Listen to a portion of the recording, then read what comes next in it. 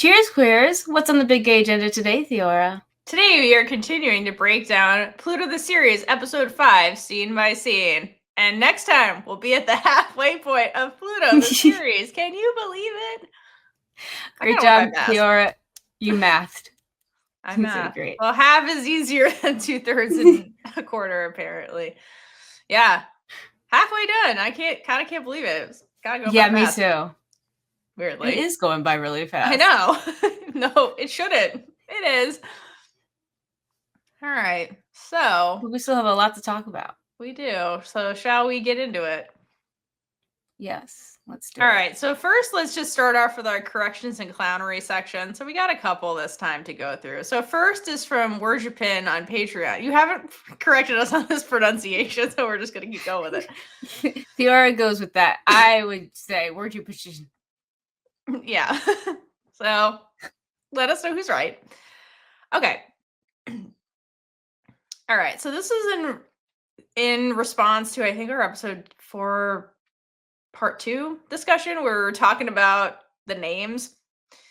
And I asked, what does mean? Destroyer of lives. And so Worshipin kindly looked it up. And so Worshipin says, since you asked what name meant, I got curious and looked up some of the the series character names and meanings.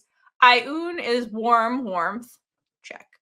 Aboom means embrace, parentheses, whether it's a healing hug or a grip you can't escape. That one. Yeah. Poor Aboom's character is the embodiment of emotional entanglement. Fuck yeah, that hit so hard. Thank you. And then meant to be equals wise person. Mastermind. Parentheses, she's the seer. LOL. The strategist. Oh, yeah, the irony of that. She's the seer. She's the blind character. The strategist. I got it. I just got it. Thank you. Thank you for explaining it. She's the strategist or the mastermind. The quiet observer who always knows more than she lets on. Damn, Chow, you really went hard with those names. Poor could be a hug or a death grip, your choice. Poor Oh my gosh. All right. I love that. Yes. Thank you very much for supplementing that. That was a necessary comment. We all needed to know that. Thank you very much for that. I do love that. Or a grip you can't escape. Death grip. Poor Oh. Okay. You want me to read the next one? Mm-hmm. Okay. So the next one is from YouTube from the Slayer King 666. Nice. This is Satan. Anyway, I'm just kidding. So the comment is, what people forget about Tan employee role, especially this early, is that they both now know about Ai's true identity, and they are testing her to see if she is there for May truly. So I don't think Tan was being mean to her Ai when he says that Ploy is her favorite ex, but to test Ai's reaction, because people need to remember that Tan is May's ride or die. Or rise or die, whatever. Yeah, no, that checks out. But Ploy didn't have to be such a classist bitch about it, but she was. Yeah. Ploy went too hard in the beginning. Todd went hard and then was like, I probably shouldn't have done that. Look at this drama I caused. He's like, let's backpedal. I mean, I don't know how we got here. This is so sweet. I can't handle it. I hate it. Yeah. Okay, Todd. Well, thank you guys for writing in. We appreciate your insight and thoughts about the series. Just keep them coming and we will keep reading them out. And with that, let's transition into our part 2 of episode 5. So this part opens up with Ai in author mode, and she's writing away between bites of breakfast. Looking very carefree and at ease right now, by the way. I mean, she's got the muse and she's just going and going. You know, when you're in the right writing headspace, you just got to get them thoughts out. That's where Ai's at right now. She's like, must get them out. There are too many thoughts. That's Ai right now. All right, then she's in the kitchen / like dining area with Mima, and then Mima is like Bitch, don't you eat anything other than eggs? Like, pretty soon you're gonna turn into one. Like, that's such a grandma like line. I just love it so much. But like, poor Ai. She even when she's doing good, people are always shitting all over her, giving her crap. And I do wonder if sorry, go ahead. I'm just like, that's just the curse of Ai. Yeah.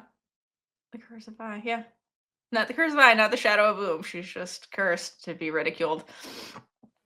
But I do wonder this comment from Mima, if the reason Ai's eating all these omelets all the time is because like May made her the omelet. And so like to feel close to May, she keeps recreating it over and over and over again.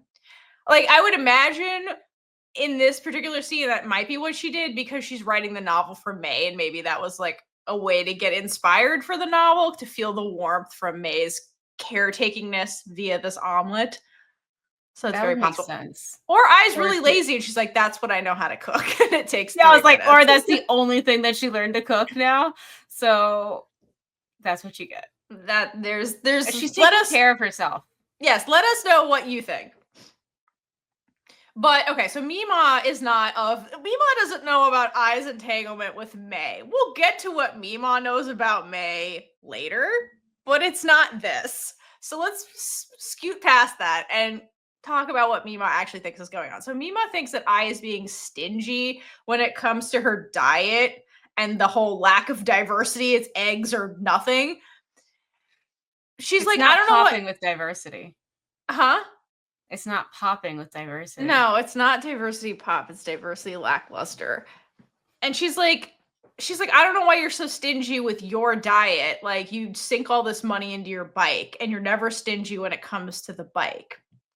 And also Mima, Ai also doesn't skimp on the people she cares about because like, honestly with these two, it's like looking into a mirror because we'll get into Mima later where Ai points out Mima does the same shit where she's like, you sunk all your money into our education and did buy yourself eye medication. Eye medication is pretty fucking important, Mima.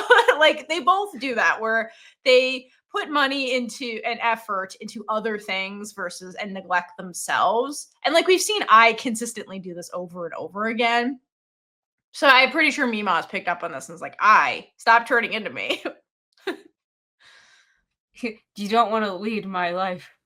Well, no, that's actually Mima's big fear, and like that's why she's so worried about Ai. I think she notices their similarities and is like, shit. Because she says it later, she's like, I have this shop, but I want you and to have better. And she's like, I'm afraid you're gonna end up trapped in the life I'm in, and I want you to have a better life. So it's actually, I think, what she's afraid about when she looks at Ai, because it is like looking into a mirror. This is my younger self, this is what I could turn into, and Mima wants her to be better. Which is natural. Like that's a good caretaker that wants their guard, because I don't know, whoever they're watching to like be better than them. And I think that's a lot of Mima's motivation actually when it comes to Ai, but it comes out as snark because that's their personality. And there's nothing wrong with that. I find it amusing. But it's just sad because that means that that's what she thinks about her own life. I mean, she got dealt a hand thanks to GMMTV. To GMMTV. So then Ai pretends that she's like using laptop to look for jobs to appease Mima because Mima's worried. She's like, you got a bachelor's degree. Why are you jobless? And she's like, look, I'm using a computer to like look for jobs and shit. And technically that's not a lie if she's planning on selling this novel, because that's a job. You're right. I mean, it is like, I mean, she's not looking for jobs, but she is her job right now. That she's looking to make herself employable by writing this novel. So like in a roundabout way, Ai's not lying. No. And Ai's a terrible liar. Watch her in the scene. And then, okay, so then at the mention of Mima becomes real melancholy and she just starts spiraling in thoughts of And she's like, oh man, Oom's room must be real dusty from lack of use. And she starts feeling guilty and wants to go clean it. And so like the worry for is like still there, even though they're having this like cheeky little moment at the breakfast table. And then Ai doesn't engage in the talk. Instead, Ai's like, I'm real surprised Mima didn't just scold me for stealing this laptop. I mean, you could see exactly when she's like, is that laptop? She looks like she's bracing herself to be scolded by Mima. Yeah, which is valid. Yes. But Mima surprises Ai again by saying, someone like you wouldn't steal from others. You must really need it to take it. And so this is a clue to us and Ai that Mima knows Ai is a good person at the, at the heart of everything. And Ai's face is real revealing when Mima says this. Like, she understands in this moment that Mima is complimenting her, like her character, which is huge. It must feel like it's been forever since she's received a compliment from a family member that wasn't like snark, which is what she got. Are you going to turn to an egg? Like, at the beginning of this conversation. But like Mima is not great with feelings, so of course she can't be sentimental for too long. So she ends this conversation with cheekiness, which is how this conversation started, by saying, I'm just going to leave it up to to yell at you herself when she gets out of the coma. It was getting too serious. And then Ai has like a contemplative moment where she starts thinking about the last time she took something from And then we get a flashback to baby Ai and baby And this took place sometime after the death of their parents. And so it's just Mima as the caretaker. And I assume that Mima's off running the shop and the twins are just like on their own in the house. So little Ai comes running in from God knows where and runs into the house and finds this book, a brand new book, sitting on the table. And the title of the book says Solar Siblings. And I just want to talk about this book for a second because every single time I see this book, I just want it so bad because it looks so cute. It does. And I think the kids I watch would love it. But I was looking more at this book because I paused on it. This is always what happens. I pause on a screenshot. I'm like, let's analyze this random thing. So the attention to detail that they made for this book, because I tried my best, it is not an actual book. And like, I mean, it says devised and compiled by Gameplay. So once I read that, I should have known that it wasn't an actual book. I mean, it still could have been. They could sell it. Could be. Never know. Saying. But it was not on any of my Google journey. So it's titled Little Reader. So if they made this, I love that just like this little detail that is for kids learning to read and growing up. And then if you look at the cover, there's actually a description about what the book is. And it says that the story of Solar Sibling emphasizes the importance of perseverance, teamwork, and innovation in overcoming challenges. It also highlights the value of renewable energy and the need for sustainable environmental practices. Damn. So that's a lot to pack in a children's book. It really is. But we'll get into why Mima bought it, but just definitely that perseverance, teamwork, overcoming challenges. She probably saw that, was like, yes. It's very cute. Also, like, the siblings seem to be into space, so I feel like that's the other reason she picked it. I don't know Mima's proficiency in English, to be honest with you, because the book's in English. That's true. So, who knows? Okay, so then I comes to the table, finds the book, picks it up, and is like looking at it when baby comes down the stairs. And snatches the book from Ai and is like, it's mine. Mima bought this for me. So like Caitlin alluded to, we're going to get into why did Mima buy this book for So we get a little scene later when we get point of view, or when we get the episode where we get point of view of everything, we kind of get point of view of this book. But if you recall, young had health problems and she was in and out of the hospital a lot. So that kind of prohibited her from having a typical childhood in a way that like Ai does, because Ai is young and healthy and very outgoing. Like, remember the beginning of this very scene, where was she running in from? She's probably out playing with other kids. Like, it's Ai is much more like capable of taking care of herself, and she's more resilient health-wise, and like isn't. So I imagine after the death of the parents, when she went from 2 caregivers, well, technically 3 because Mima's still there, to 1, I'm sure Mima confined her to the house more out of her own safety, because like what if like passes out in the street and Mima's working or something? Like we don't know what her health condition actually is, but like I imagine Mima was like even more worried about something happening to after the parents died and was just like, please stay here where I can see you. And was like the good girl, was probably just like, okay. And those bitches at the funeral, like, you killed your parents, kid. I'm sure she had all kinds of trauma and guilt. It all comes back to those people. I'll come back to those people, but I'm sure was like, I can't disobey Mima. What if she dies? So like, who knows? Poor okay? This is the death grip. Death grip or hug? Needs a hug. Needs a Everybody has death trauma. Needs an boom. Okay, she needs a hug. Okay, so then I think that Mima probably had a closer eye on because of health, and then at some point realized how small world was. Like, she's confined to the house and then probably like goes out to go to school, and that's probably it, really. So I think she bought this book to feed her imagination, because that's a form of escape. Like, when you have a small world, it's a way to make your world bigger, so quote unquote, by getting a new perspective and being able to imagine about things.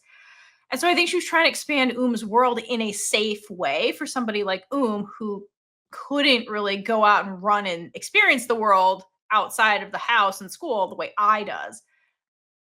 And I think she chose a book in English to help grow academically, because that was kind of her whole world. She was confined to the house, so she has nothing else to do. So it was a way to like challenge her, to get her to read more in English, but also like give her a form of escapism that was like safe for her health. That would make sense. I just think if Mima understands what the book is, I mean, I was gonna say like the teamwork, like maybe she was tired of the kids fighting, but then she really only gave it to so that doesn't make sense. But I think there's like trying to help her overcome, like, because she has so many challenges in life with her health, that this is just a way, like, just hang in there. Yeah, but then we find out later the only reason that likes books is because I likes them, and so like she wanted a bond with. So this was kind of weird. She was just like, "Why are you stealing my book?" And then I's like, "Listen, I want the book." Because this is typical like teenager, typical sibling shit. Like, it's mine, Yeah, no, it's mine, it's mine, it's I mine. deal with this every day. I don't envy you at all. No, it sucks. Yeah. So like, why do you even want this book? You can't read English. So you can't even read it. There's pictures. She'll put it together. And honestly, though, while is probably right, and I probably can't read it, this pisses off little I. So this starts fueling that fire of little I's simmering inferiority complex that she has towards I just need to say that they did a great job writing these sibling dynamics, because I think this literally is a conversation that has happened this past week that I've witnessed. The little actresses, they've perfectly portrayed this. Yeah, they do a good job. A+. A+, kids. So so is like, you can't even read this book. I get out of here. And I very boldly says, no, I can't read it, which means you can't have it either. Because I's just jealous. That's all. Jealous of their whole situation and how gets all the attention. So then I snatches the book back and then dodges around the kitchen table and eventually darts out of the shop, leaving in her dust, basically. And you just see, like, poor little is winded trying to run after I.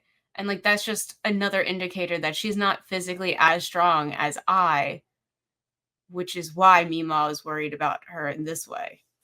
Yeah, again, I would love to know more details about what the hell was actual health condition that made her, like, physically weaker than I. Who knows?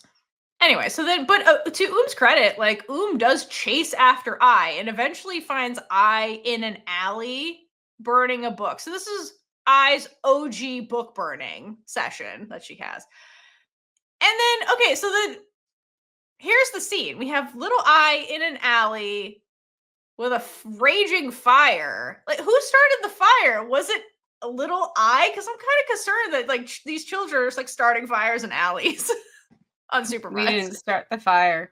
Who did? Who lit the But fire, that is guys? yeah, that is a very valid concern. Like I was like, the question is who lit the fire? Or is there just like random fires going in the middle of alleyways everywhere? Listen, I don't know. I would hope not, because it's like hot as fuck in Thailand. So like, why would you have raging fires in the between homes? That seems really dangerous, and where children are running around. Either way, this is not a great situation. Where did this fire come from? Is there just like this random neighbor that helps Ai out every once in a while, and she's just like, I need a fire, and they're like, no questions asked. Okay. Yeah, there could be some pyromaniac neighbor next door. Like, I don't know. I'm just curious how I, the child, ended up in an alley with a fire by herself. I could be a secret pyromaniac too. All right, so then we get a few solid seconds of Ai staring into the fire after she drops the book in. And just, she looks so angry. Like, it's just palpable how angry she is. And when approaches, like, is like trying to like get Ai's attention, and she's like pulling her arm and stuff. And it really takes a little while to get Ai to look away from this fire. And so if you recall, we had the fire scene where where Ai wrote the story. Meanwhile, was like, Ai's useless. And then Ai goes and burns it. And like I mentioned then, fire can means things in literature and media. And so in this case, in that scene, it was a rebirth kind of situation. And this is kind of like similar-ish. So in this case, the fire can mean destruction, and fire can also just mean rage. And I think those are the two meanings here. So what we have is Ai giving into her anger and making a choice to destroy this book, which then in turn breaks her relationship with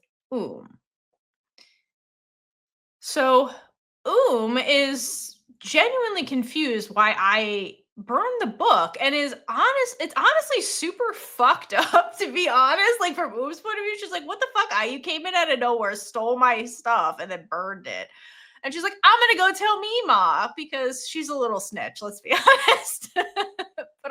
But this is a valid thing to tell about, because there's literally fire involved, and this was completely wrong. She burned her property. Like, it's valid. But also, of the two, the snitch, let's be honest. Yes.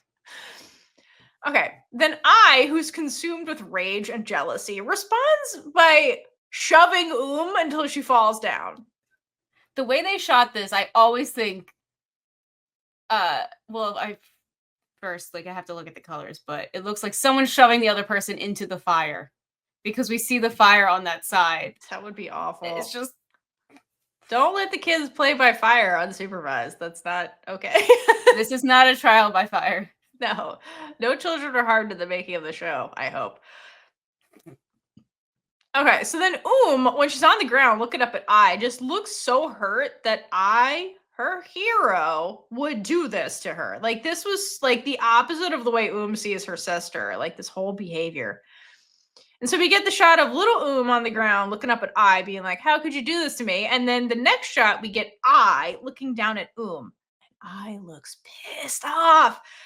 And it's so sad that, like, if you think about it, Ai did this because she's like jealous and of like and Mima's relationship, and hurt over what happened to the parents and the way she got Pluto. She's getting Plutoed actively right now. And so it's really sad that the only way that I can feel superior to equal to something like that. I say superior because in this scene, she's literally looking down at is by stooping to something like this, where she like stole her shit and burned it. You know, because that's like really what it is. Like, Ai right now is consumed with really big feelings, and she's not really thinking. She's just doing something for that like instant gratification of like, I bested Yeah, and she's a little child who does not know how to even comprehend what she's feeling.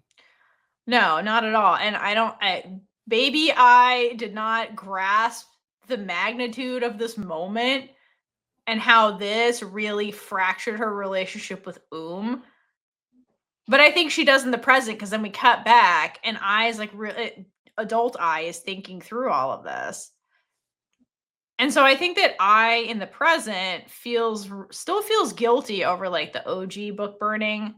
And so I wonder if she thinks of that moment in hindsight as like some kind of sin that led her down this path of eventually being inferior to because like she put negative energy out into the universe, and then like maybe that's when the curse started, where she was always destined to be inferior to because like she did this really negative thing that obviously hurt Like it wasn't just like I'm thinking bad thoughts. Like she literally burned her sister shit, shoved her. Like, Yeah. I feel like this is something that haunts her every once in a while. Like it might not be like a constant thing she thinks about, but just in like laying in bed trying to fall asleep, just it comes to her, you know, those thoughts that you just like ruminate on. she definitely But especially yeah, go ahead. Sorry. now that in a coma, like this is a big thing. I mean, we get confirmation later that she definitely does feel guilty about this because she went and bought a replacement book. She just never had the courage to give it to But I just wonder if she thinks more deeply about it, being like, huh, I wonder if this was like a really significant moment in my life that like cursed me. Yeah. It was because you still remember it vividly. Yeah. And she's probably journaling about it. Okay. And so, all right. So let's go back to what that moment was really about. So, like, little I was angry, gave into the anger in that moment and did something that hurt So then I like, and I think I feels really guilty about that like I let my feelings get the best of me kind of thing. Because while I's in the present having this reflection, she says out loud, when you wake up, I will give it back to you willingly. And it's like, what are we talking about? Are we talking about the laptop? We're talking about May. What are we talking about here? Because like you gotta love this foreshadowing of this line. Like, and also like from what we've seen of I and the way I puts other people first consistently, like of course she would give it back. That's why that moment was so weird with I, because I is never selfish like that with people. Like she's usually like deferent to them. So I wonder if the guilt of that moment also helped form her into this type of person that like is willing to sacrifice herself and her feelings to make others happy. Like maybe that was also a defining moment for that trait that she has. That's a good point. So like she never has to feel guilty like that again. Yeah, like she's constantly trying to make up for that sin. That's her original sin, and she's always trying to make up for that. So she went way far in the opposite direction. Yeah. So like let's think of overcorrected. She overcorrected. So let's think about the laptop situation. So like in the present, she borrowed the laptop not out of malice, not being like, it's mine, but because she's like chasing her dream and didn't have the means to do it. She asked other people, and then like she's like, I can't ask you because you're unconscious. You know, I'm taking this because for a good reason, not because I'm trying to steal shit from you. And like, let's think about May for a second, because that's the other thing that's technically that's, you know, not really eyes. It's actually Stealing girlfriend is also something like, let's think about this one. She didn't just like steal May. Like told her to go do this. So like, there's That's literally whole point to get her to go there. So yes. And like, gonna have some feelings about that later, but like, asked I to do that. Let's never forget that. That was insane. Never forget. Never forget. Okay, so while I's having a morning, we cut on over to May to see what she's up to, and she's in a meeting with the council because she needs help with her makeup. So the council, aka Ton, is like doing a video chat with her. And like he's obviously he's done this before, and he's like helping her put her blush on and all this kind of stuff. And naturally, he can't just do something nicely and shut up. He has to be annoying about it. So he's like, May, you're rich. Just get a makeup artist. Even if yours is out of town, get another one. But May counters, for some things, doing it yourself gives you more pride. Which I thought this was a good line, and this is a good like indicator of May's kind of outlook on life. So we all know that May is doing this because she's trying to look sexy for I, because I ran away and she's trying to get her back, right? And so like she's like, sex appeal. We'll just go with that. So by May saying like, I'd rather do it myself because then I can take pride in what I'm doing, I think this admission is basically May's way of saying that she wants to put effort into maintaining their relationship. And so to me, that says a lot about May's character, given that she like Ton and Ploy, grew up ultra privileged. And what's Ton's response? Throw money at it. And May's like, no, like some things like are better to do yourself. So I think that says a lot about May. And another reason why like May and I connect, because like even though yeah, they have a wealth disparity, like May understands the value of like putting effort into something and how that is more important sometimes. Hence why like when I went and got all that food, May understood the gesture for what it was and was like, this really means a lot that you did all this effort. And everybody else in the room was like, just buy the thing you want. You know what I mean? Like it gives you a good indicator of like May's point of view on stuff. And she's much more of a grounded person versus like a princess in the tower who like never knows what the common folk are doing. You know what I mean? Yeah, it's kind of like what I talked about during our Taylor Swift section in the last episode with looking in windows. May is in Ploy and Ton's world, but she's not always at their table. Like she doesn't always live that lifestyle. She's fine with just being and not having everything. If that makes sense. Yeah, no, it does. So I like that you said that. She's like basically like sometimes putting effort into something is the reward, you know, versus like just the end result, which is what Ton's saying. He's like, it doesn't matter how you get the makeup on, just get it on. She's like, no, if I do it myself, it means more than just like paying somebody to do it. And if especially because she's her a compliment on it, like then that's something like she did, and she takes a lot of pride in doing things for herself as well. Yeah, that, and also like her motivation in this scene is I'm doing this for I. So again, it's her being like, I'm putting effort into our relationship. And then Ton's like, I don't understand why you're trying to be all sexy for your girlfriend. Your girlfriend ran away from you yesterday. And then May's response is to just hang up on him. She's like, this council meeting is over. I love that. There's something random that I just want to say about this scene, because like sometimes I watch a show on 2 times the speed.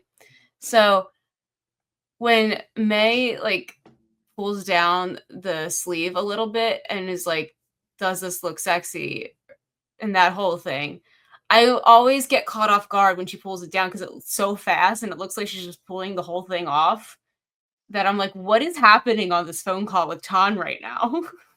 With Ton, her cousin. Like, yes, I know. That's why my brain's like, what is happening? So there's a journey into my brain. Let's continue.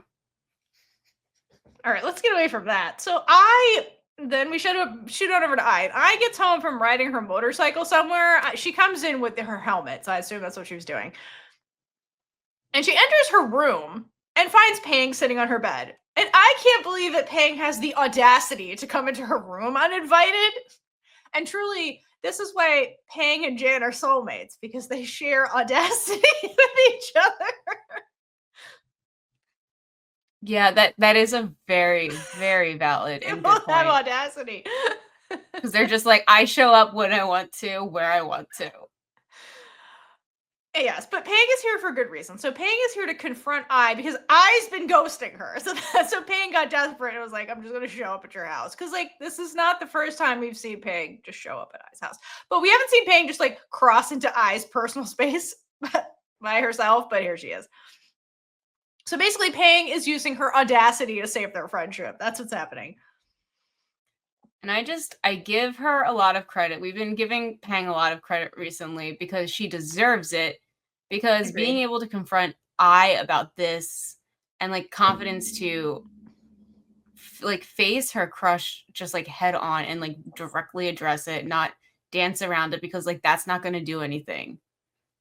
And like just to be able to show up at I's house and be like, I feel like you're ignoring me. We need to fix this. It's just the growth. And like this comes from Chow. This isn't just a GMM TV thing. Like Chow wrote Pang like this. And I was impressed because like usually the Chow novels don't focus on friendships so much, and like the friendship journey of like, we had a falling out, we repaired it, that kind of stuff. Like a lot of the books, there's like friend groups, and the friend groups kind of like stay on the periphery of the main character and are kind of just like steady. You know what I mean? Like remember Gap, where it's like nothing really happened with Sam's friend group. They kind of just like stayed consistent. I mean, they adopt Mon, but other than that, they don't grow or change. They kind of just stay the same. This friendship had its ups and downs and had a lot of growth in it, which I found unique to Chow's novels. Great job, Chow. Yeah, this is a really good. I like this is something I would imagine GMMTV would do on their own, but like they didn't. So we have to give Chow some credit here. Because we'll get into Chow later and how like honestly, there's one thing in the novel we'll get to later on that like I'm mad that GMMT changed because Chow's version was actually better, but we'll get there later.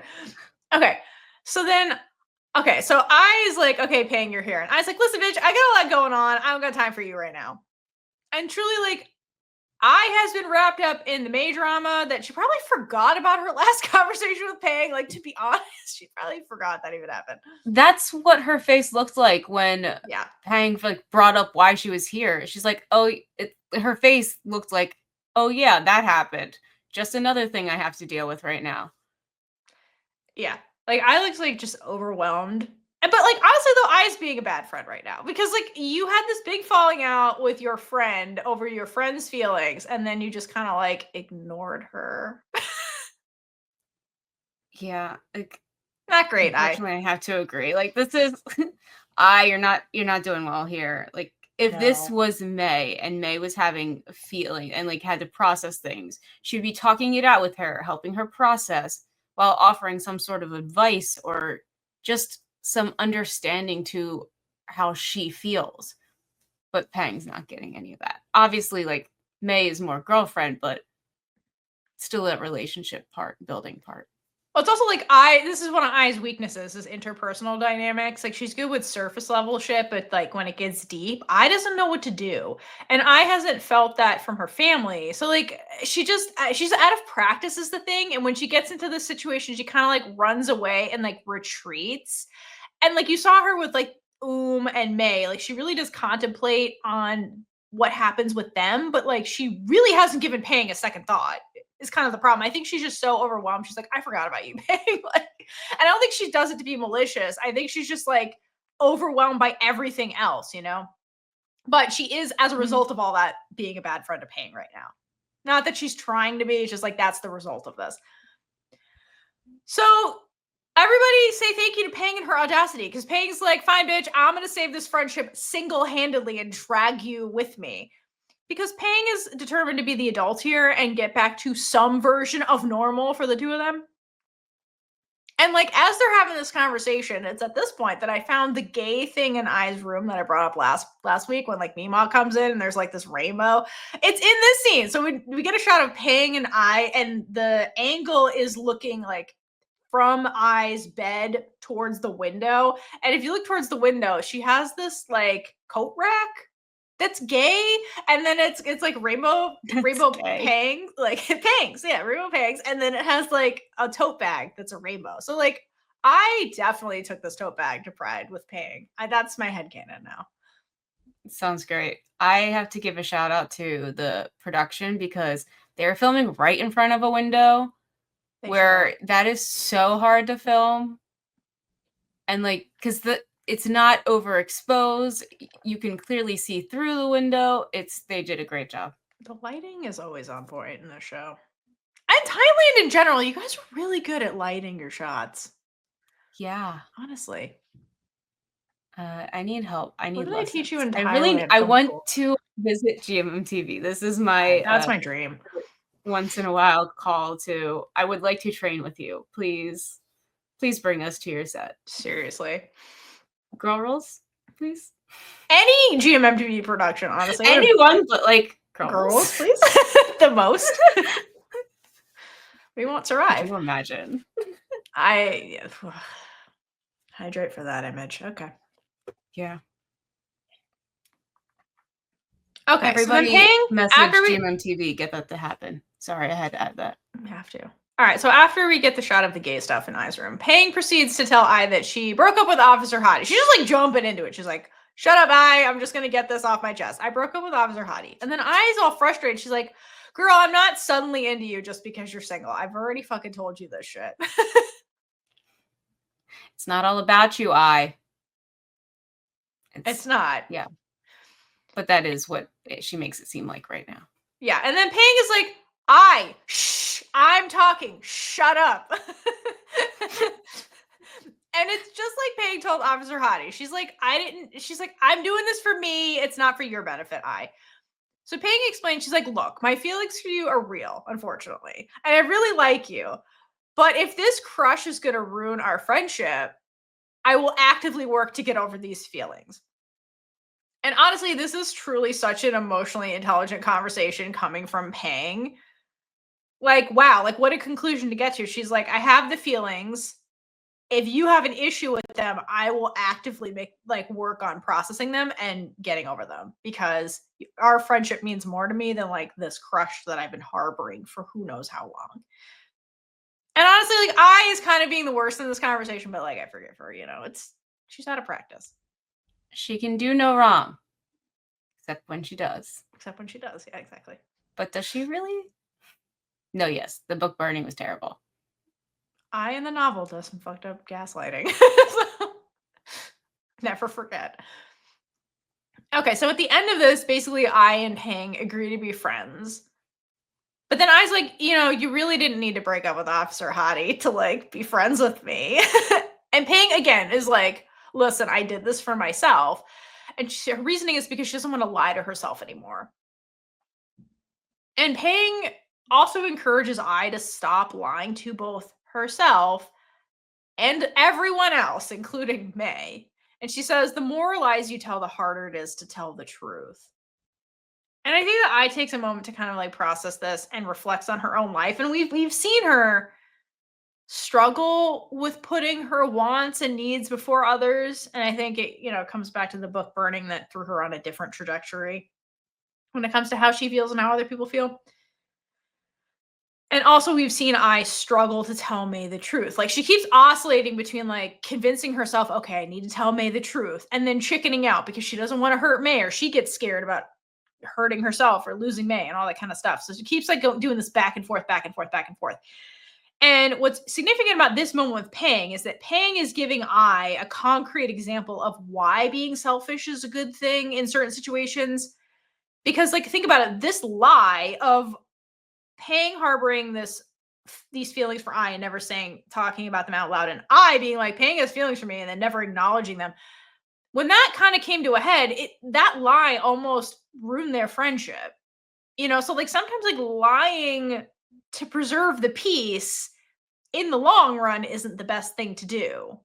So I wonder if Ai is thinking like, okay, if that's what happened with me and Pang, could keeping up this lie of being quote cost her May in the end?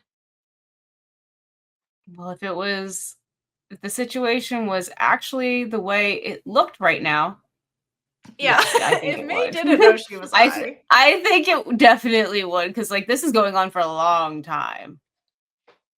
Yes. I really like that Pang is telling Ai to stop lying because it'll be harder to tell the truth here, because she doesn't throw girlfriend in Ai's face.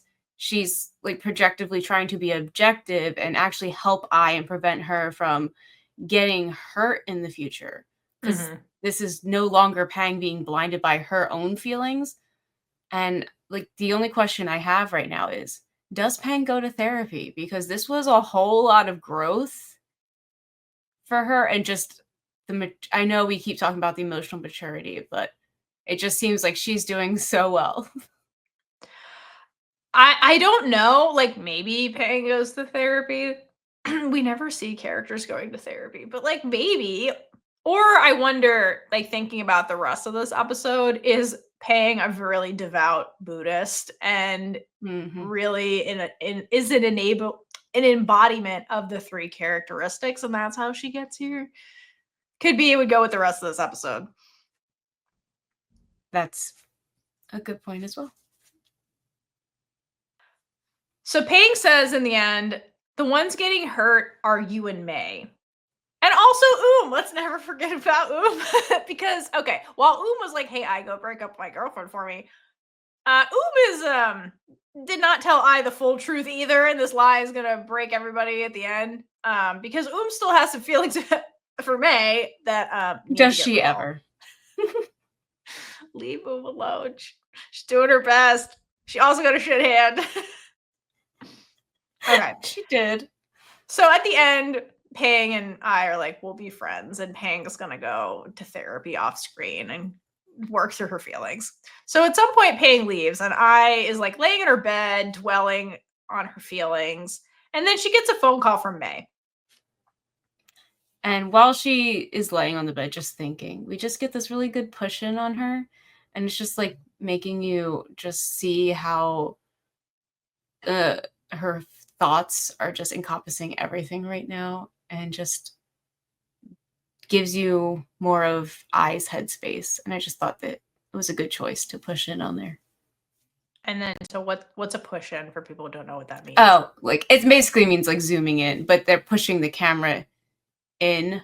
So meaning like they're moving it forward and it looks like a zoom in. They could also just be zooming in.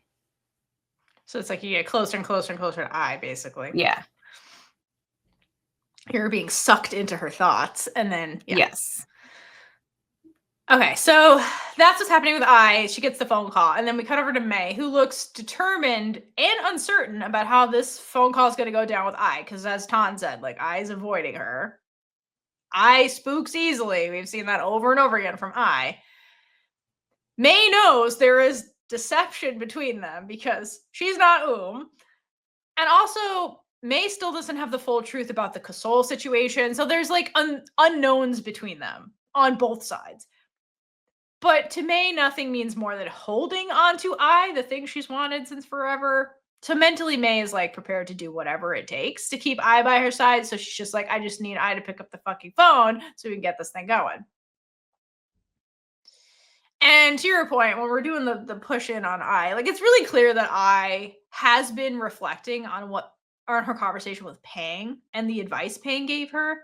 And so May is calling. So here's the golden opportunity to unravel all those lies between her and May before shit spirals out of control. But Ai is more scared than brave in this moment, and so like does not pick up the phone the first time it rings. And I imagine that like May was video chatting her because she got all pretty, so I can get the visual, right? So I assume this was a video call May was trying to initiate. And I feel like for Ai, who's in this headspace coming out of this conversation with Pang and is like, I really need to come clean, I feel like a video call might have been too much for her. Like, she clearly has a lot of raw emotions going on right now. And I think maybe seeing May would make literally facing the truth harder for her. So she's just like, nah. That's fair. Okay, so I doesn't pick up the phone, and May has some feelings about this, and she's like, "You really think you could hide from me? Ai from me?"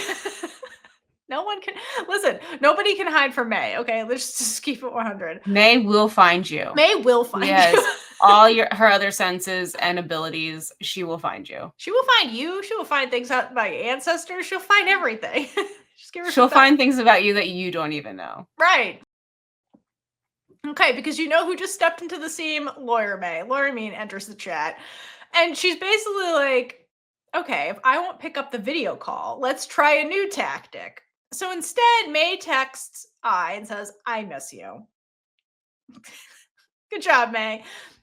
And Ai is reading the text, and then we start getting a voiceover, which is clearly a journal entry. So this was a big moment for Ai.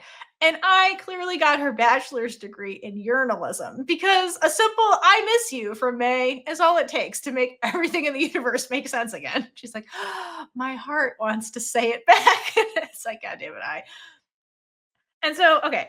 So we get this confession from Ai in a voiceover, which means May is going to read about this exact moment later on when she gets the journal.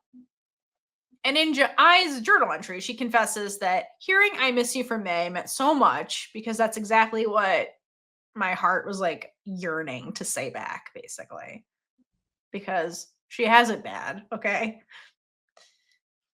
And then the camera pans back and we see like Ai kind of sitting on her bed. looking at the phone. And then we get a better view of Ai's room in the daylight. And I just got to point out a couple things because now we can see it better. So number one, if you missed the Eros and Psyche poster, you can see it a lot better in this shot because it's daylight. So it's like on the right-hand side of the frame above her dresser. So that is proof that Ai is a romantic, in case you didn't pick up on that. Then if you look under that poster, and then on the opposite side of the wall, there's like 2 framed photos of like astronauts, and they're kind of cool looking. So space is like escapism, the solar siblings, that kind of stuff's also the theme of the show. So like Ai's kind of like a dreamer. That's what I got from that. And then next to the bed, like in front of her dresser, she has like a beanbag chair. We've seen her sit in a couple of times. And next to that is like a bunch of books on the floor. And so because it's next to the beanbag, we've seen her sit on it. I wonder if she like reads at night. And I wonder if I started reading more now that she's like, it like May sparked her like love of reading again. So I wonder if she started reading more as a way to connect with May and be like inspiration for her novel. You know what I mean? Yeah, I feel like May brought up book titles and I files them away and was like, yes, get that book so I know exactly what she's talking about. Yeah. Also that. Also in her room, there is a box with a bunch of planets on it. This adds nothing to this discussion right now, but I just wanted to point out that I liked it.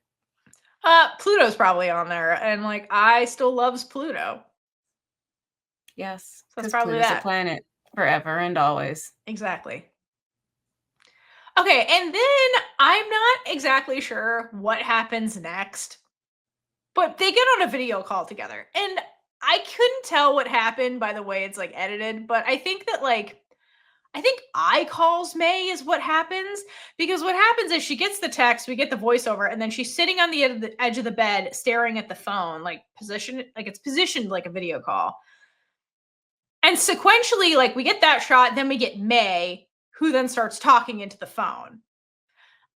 I think Ai calls her. The other version is that May called her. I got the notification, May got the notification that like I read the text and was like, yay! And then she called her immediately because she's in lawyer mode right now. And then I like transitioned and like picked the phone. I'm not sure which way this happens, but the end result is like they're on a video chat together.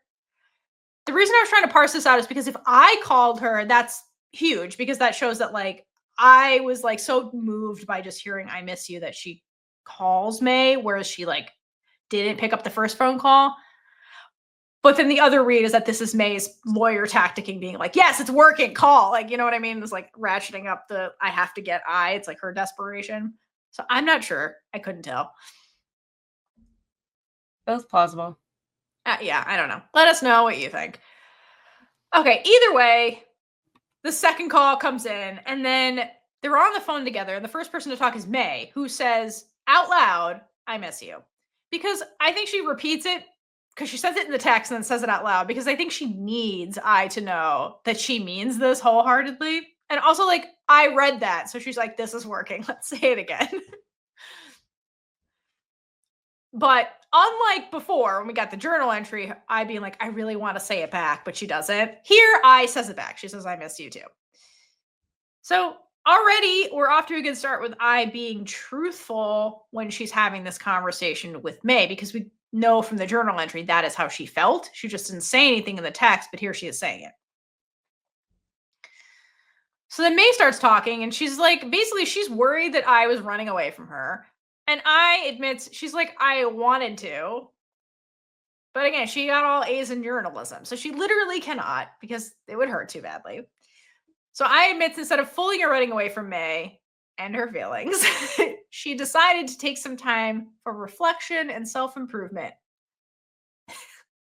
Did she voluntarily take this time, or was this like, did paying force her into it?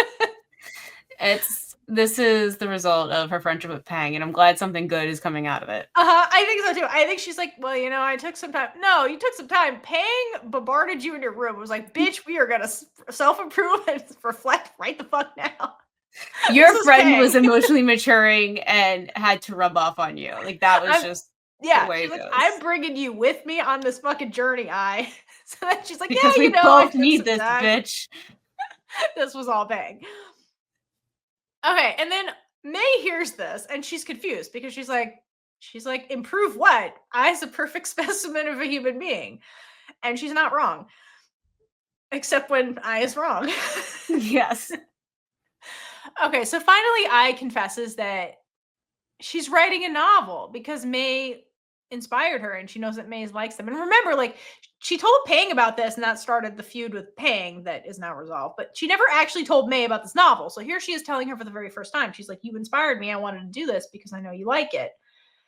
And when she tells May this part, her voice is very soft and warm. It's very Ai-un, the way she's saying it.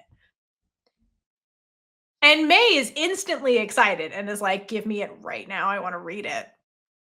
But like, Ai isn't super confident the current version of this story is good because like she's hit a mental block and is kind of like, I don't know. It's not really fully ready, but I got something. It's because she already finished her omelet. She needs another omelet. She needs another omelet.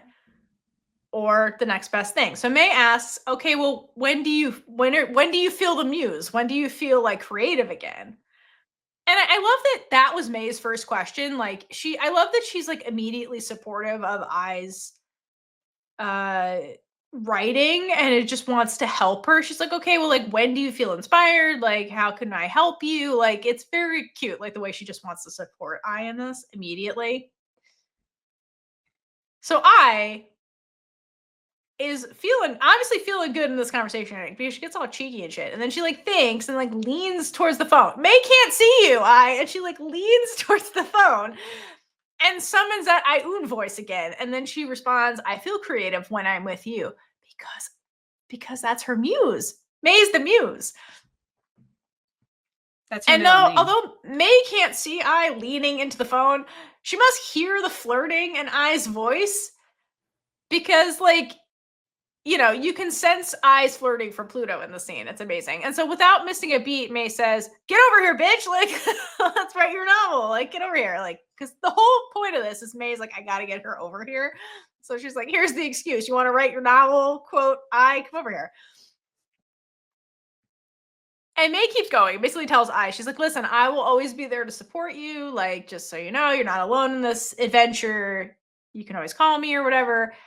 And we start getting the thing where Ai, as she's listening to May, starts like rubbing her chest in the spot over her heart. And remember, we saw her do this in the ice cream scene where she was like, oh my God, like my heart was burst out of my chest when I realized you were protecting me. She's doing this again. So like, this is a big moment for Ai in terms of the way she feels towards May, because think about what's happening in this scene. Remember the first time she wrote the novel or the short story, she's like, I'm going to show my grandma. And what happened? It went horribly. And she ended up burning it and didn't write for like a decade. And then here's May, like, where she didn't show her the novel yet. She's just like, I'm doing this thing. And May's like, oh my God, give it to me now. Like, how can I help you keep writing? And she's just like, I'm going to support you no matter what. She didn't even read it yet. She doesn't even know if I can write. And she's just immediately supportive. And I think that healed whatever wound was in Ai's heart from the first time she like tried to write something and then share it and it went horribly. So what a like full circle moment, you know? Yeah. It's just this whole thing where we are right now to their last conversation. And so like their last conversation was basically like, if May saying like, if you want to walk away from me, go ahead.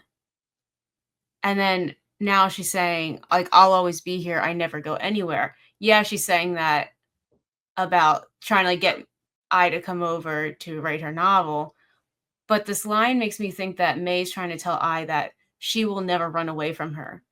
Like her feelings have always been here and they're never going to go. Like she will always feel this way for her. She's not going to, and she's physically not going to run away. Like she's not going to go to her car and look for something for 2 days. No. She's all in, bitch. Yeah, so that's a good read. That is definitely the double meaning behind what May is saying here, for sure, because that has been her truth for a really long time.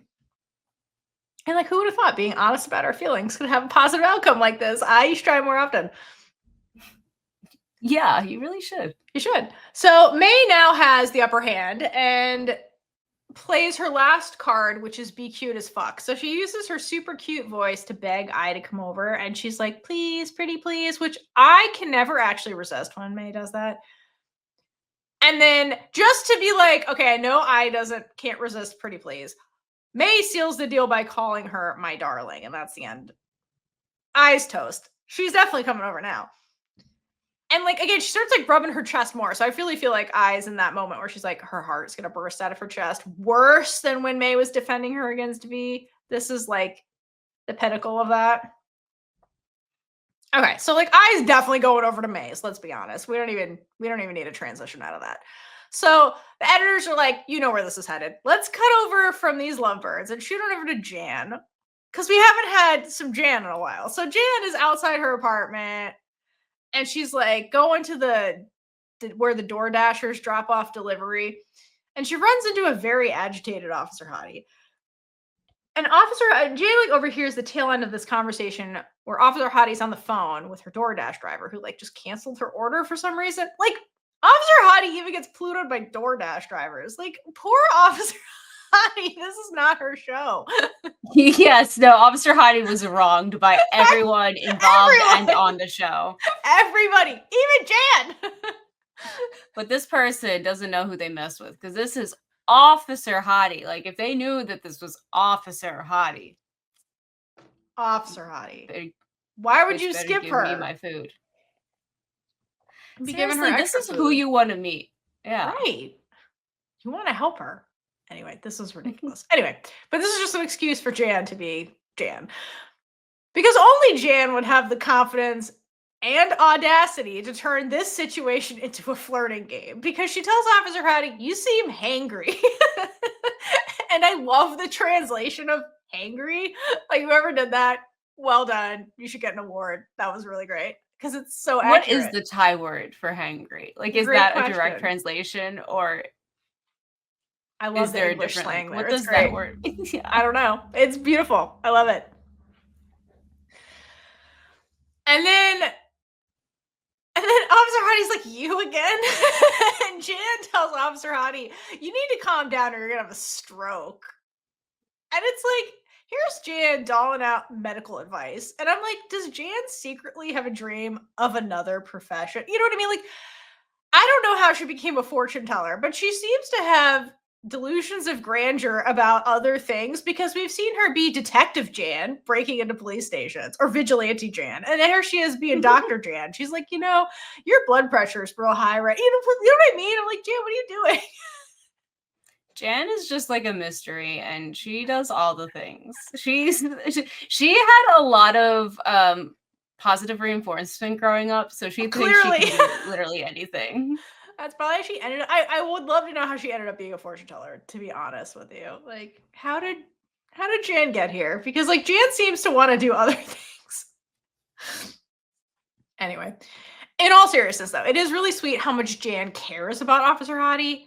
And it must be really refreshing for Officer Hottie to be seen by another person like this because she's been neglected by Pang for a really long time and now is in the post-breakup phase. And here's Jan who's like looking out for her, which is a good thing. And then Jan continues with this line, her like doctoring of Officer Hottie. And she's like, Officer Hottie, like, you gotta like be happy and calm so that you can live long enough to enjoy your retirement money. And this might be my favorite line by Jan because it's giving, I've imagined our future together and I like what I see. Like, let's get there. But how bold of you to assume there is retirement money. I mean, that's what I mean. I'm like, does she know what officers, their pensions and stuff? That's what I mean. I'm like, were you looking into this, Jan? How do you know her retirement plan? She's like, I gotta know what my future is in for. That's what I mean. I feel like she's been thinking about this. And poor Officer Hottie is like, bitch, you're gonna jinx me by saying this shit. Okay? And like, okay, this is how down to the dumps Officer Hottie really is. Because she's becoming super pessimistic. Because here's Jan being like, hey, just calm down. Everything's going to be okay in the end. And Officer Hottie's like, by saying everything's going to be okay in the end means it's not going to be okay in the end. It's like when we're watching shows and we're like, this is happy, which means it's going to get sad real fast. Yeah. That's Officer Hottie right now. She's been traumatized. This is the evidence. Now she's pessimistic. So, okay, although like the words seem to have like a negative connotation to them, Officer Hottie is saying this like, you're jinxing me, Jan. She says it in like a flirty way, which is all Jan picks up on. She's like, yes, Officer Hottie's flirting with me. So Jan is like, okay, bitch, how about this for good karma? I got my DoorDash delivery, and it just so happened to be buy one, get one free today. So once again, I conveniently have extra food when you're hangry. Want to date me? That's basically the end of this conversation. I feel if it wasn't before, definitely after this, she always gets extra food no matter what, just in case that this happens. How long can you use as an excuse? Without it being questionable. Right. Okay, so then to this, Jan be like, join me for lunch or whatever. Officer Heidi kind of like half smiles, half look annoyed, and then the editors rudely cut away from them.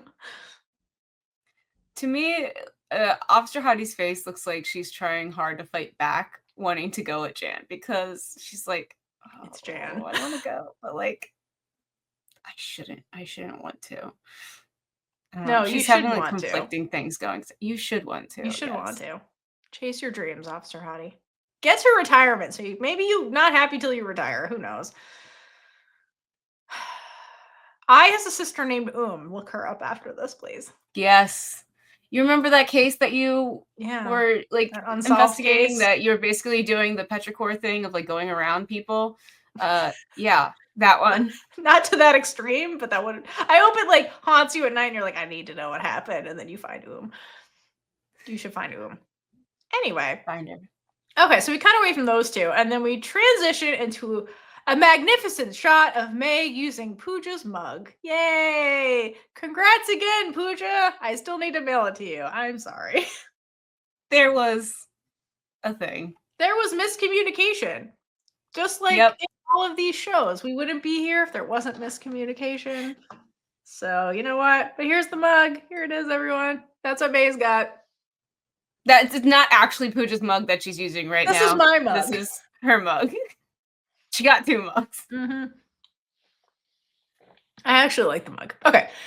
Anyway, I assume May is like having biscuits and tea or whatever. And then I arrives looking so freaking upbeat and happy. It's so nice to see. And immediately May hears something unfamiliar. She hears Ai's voice, and then she's like, you have something. I can hear it, but I can't smell it. What is it? And Ai's face, she looks at her, she's like, damn, you're good. Or you're a witch. Either way, I'm into it. Now I'm just picturing a cross between this and Agatha all along. Could you imagine? That'd be wild. I know. That'd be no. I don't think it would work. It would not work. So Ai tells May she brought a laptop with her novel on it. And May is like instantly excited because she's been waiting for to read this thing for like who knows how long. And Ai's like, listen, girl, lower your expectations. This is my first draft. No beta. We die like men. Because remember, she tried to ask Pang, and Pang's like, I'm not beta reading this shit. So like, no beta. We die like men. And if you do you know that phrase? I have seen it, yeah. I don't know if there's like a more meaning to it, but like I've seen it on AO3, I believe. It's a fan fiction tag on AO3. It basically is the writer's way of telling you I did not proofread this at all. I just wrote it. I wrote it, did not reread it. Hence, no beta. Nobody helped me. We die like men. Like it is what it is what they're saying. So like that's what Ai is telling me. She's like, nobody read this. It is what it is. No beta. We die like men. And off screen, I did the freaking cutest thing ever, which is not only did she spend hours writing a novel for May, she took the extra steps to then transcribe it into a reading app so May could listen to it because May cannot actually read the novel using her eyesight. And then also she brought headphones. So she did all the things so that May could hear the novel. And I'm just giving the big gay energy award right now to Ai for doing this, because this is above and beyond girlfriend material. I'm just saying. I assume that the app was just reading the doc that she already had, and that's what it looks like. But either way, like, she had to think about this, and the thought is the same. Yeah, like, who knows if, like, whatever Microsoft Word or whatever she used, maybe it didn't have that. She had to, like, install the app and, like, figure out a way to get it to She read definitely had to get the app to do it all. Yeah. Like, it took extra So- steps. And then she's like, also, what if May doesn't have headphones? I'll bring headphones. Like, she did all of these steps. So, like, in the prior scenes where Ploy is like, if you don't know something, it means you don't care. Like, here's I being like, okay, how is May gonna read this? Like, she really had to think through, like, all the caretaking steps for May so that it's ready for her. Like, that was really incredibly sweet of her to do. And although she has to think about, like, the ways to help May, she does this without thinking first. She just immediately starts thinking about how to adapt things, because we saw that with the meal, like, explaining where the food exactly was, where her fork was, and what's on each place so May would know. And she does this without thinking now, and she's just she's a great person. Yeah, she does it without being asked is the thing. She just does it. Because she's constantly thinking about May. That's why. And I love that May picks up on this, and we'll get into this. So then May's response is really sweet as well, where she like looks at I tells her this, and then I gets to work setting up the app. And then the way May looks at her is really adorable, because like it's very affectionate. She's like, wow. Again, it's that line with Ton where it's like, it's the effort that gives you pride. And she's like taking pride in I being so like thoughtful towards her. Because she was right when she had the thought earlier that Ai's perfect just the way she is. She's right. Look at her. Just the way you are. So then May tells Ai the reason she knows this novel's going to be good isn't because Ai's a natural poet, okay? The real reason is because of how caring Ai is. And May knows that Ai's going to put her heart and soul into the story, just like she does with everything and everyone she cares about in her life. And this is the second instance in this episode where somebody who cares about Ai is telling Ai that she's thoughtful. Okay, so like first we had the scene with Mima, and she didn't directly say it, but Mima like indirectly was getting at this. That was part of that compliment, where she said, you wouldn't have taken the laptop if you didn't need it, right? And then the second instance is right now with May, who is directly telling Ai she's sweet and loving. And I feel like both compliments meant a lot to Ai, who's been told by the universe over and over again that she's not worth anything. And so here are two people that she loves telling I see you, you matter, basically. Mm-hmm. And I have to point out that while this moment is happening with May, the like warm music is playing in the background, because I think everybody's feeling real warm in this scene, because it's a very cute, sweet, tender, honest moment that's happening. It's a great moment. It is. So first of all, so then May compliments her there. And then May also in this conversation validates Ai's caretaking abilities, even going so far as to say is you're better now than you were before we got back together. AKA what she's saying is, you are a better caretaker for me than And I don't think that Ai catches on that that is what May is telling her directly. And she's telling her, you are better at than something. Because remember, that's the inferiority complex. Ai doesn't hear that, I don't think. Ai just starts biting her bottom lip and looking down, because I think she's feeling guilty that she hasn't told May the truth about her identity, because that's still the thing between them. And it's the cloud over the relationship. Yeah, it's because I mean, coming off the cusp of being like, you have to stop lying. And then I was like, fuck yeah, I'm still lying to you. But like May's being like, you're better than your sister at this. I pick up on that. But like in this scene, like May is so over the moon about the novel and all these things I just did. There's no way in hell I was going to tell her right now. Because anytime May is super happy, I was like, I don't want to make her sad. So it's not going to happen now. But she's happy when she sees you, so there's never going to be a good time to do this. Right, it's never a good... You're going to do it over text when you can't see her. Which is a terrible way to do that.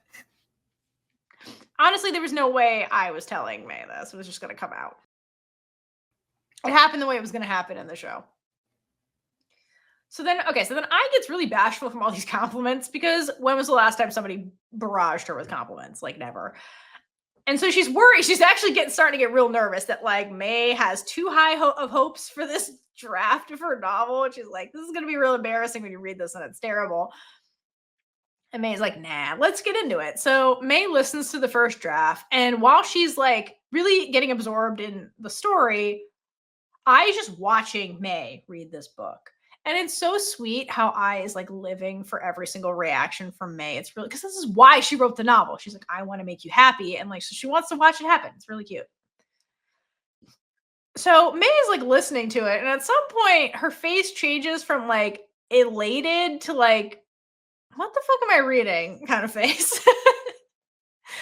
Noticing this change in expression, I pauses the reading app and she's like, May, is it bad? Because she's worried about this. Well, it doesn't look good. No. And so at this time, we're going to transition into the novel to help give context to the scene.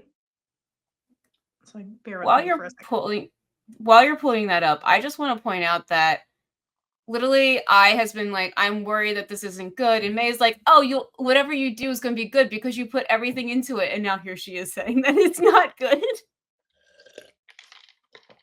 She's an honest beta reader, at least. Okay, so I'm going to read you from the novel, but I just want to preface this. So keep in mind, the plot of Ai's first drafts are slightly different in the series and the novel, like what the story. I'm not going to go line by line about what she's reading in the show.